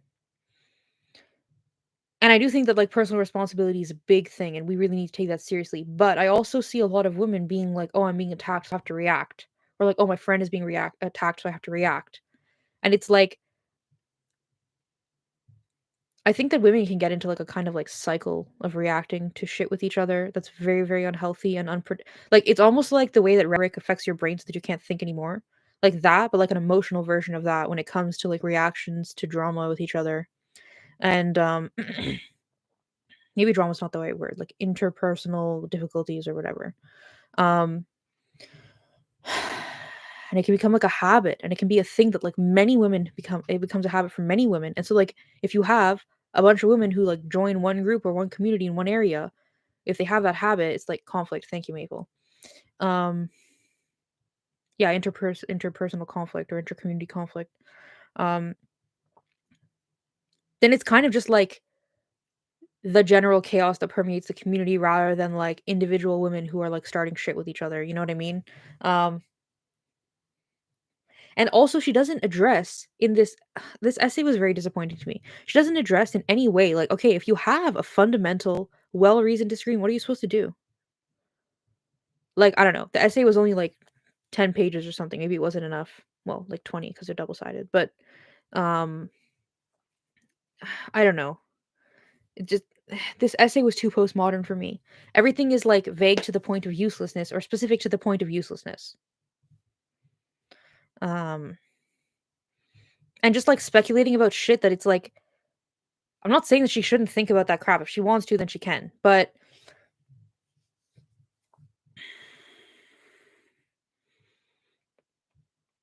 I don't know. I like the most of the essays in this book are supposed to be like instructive in some way of like, oh, like, do you have a patient who's like this? Are you a lesbian who's like this? Here's some like stuff to think about. This essay was like, yeah, here's some stuff to think about. If you think about it, I don't actually know how much of it will like what I read here. The stuff about like, lesbians will externalize their internalized homophobia to other lesbians. Okay. Like there was some stuff that I was like, oh, that's interesting. But I was like, am I going to like enter any like lesbian community situations and be like, oh, these are like the list of things that I know about now that I'm going to like be on the lookout for, and this is like how I'm going to react to it now that I have the knowledge that this is how this mechanism is operating? No. Like I feel like it was a very useless essay in a lot of ways. Like I feel like I'm not leaving this with like a practical knowledge or awareness of something that I can like do something about, you know? Um anyway.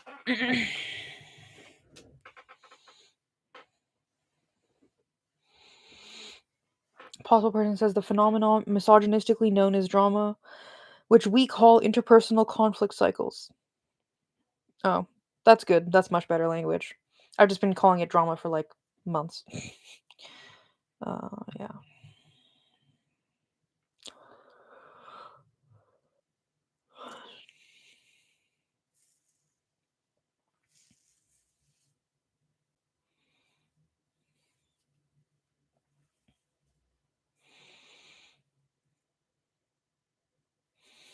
Anyway. I thought that said the Phantom Menace. Okay. Okay, guys, I'm like falling asleep. I can't believe it's almost 7. Okay. I shouldn't do a stream this long. So tomorrow I'm streaming, I think. I will see you there tomorrow. Right. So, email me any like autostraddle after Ellen wouldn't publish this stuff. I can't remember. But if you can find any like articles for like lesbian or queer sources that are like how to have sex with a man if you're a lesbian, send them to me. Okay. Oh yes, Rachel's yes. While there are all 16 of you here, I will remind you. There is no sister space this weekend because Rachel's moving. I think. So yeah. Okay. I'll see you guys tomorrow. Okay, bye. Okay. Bye. I'm moving to my very own women's space. Yes. Only you and your pets who are all female. Okay. Bye.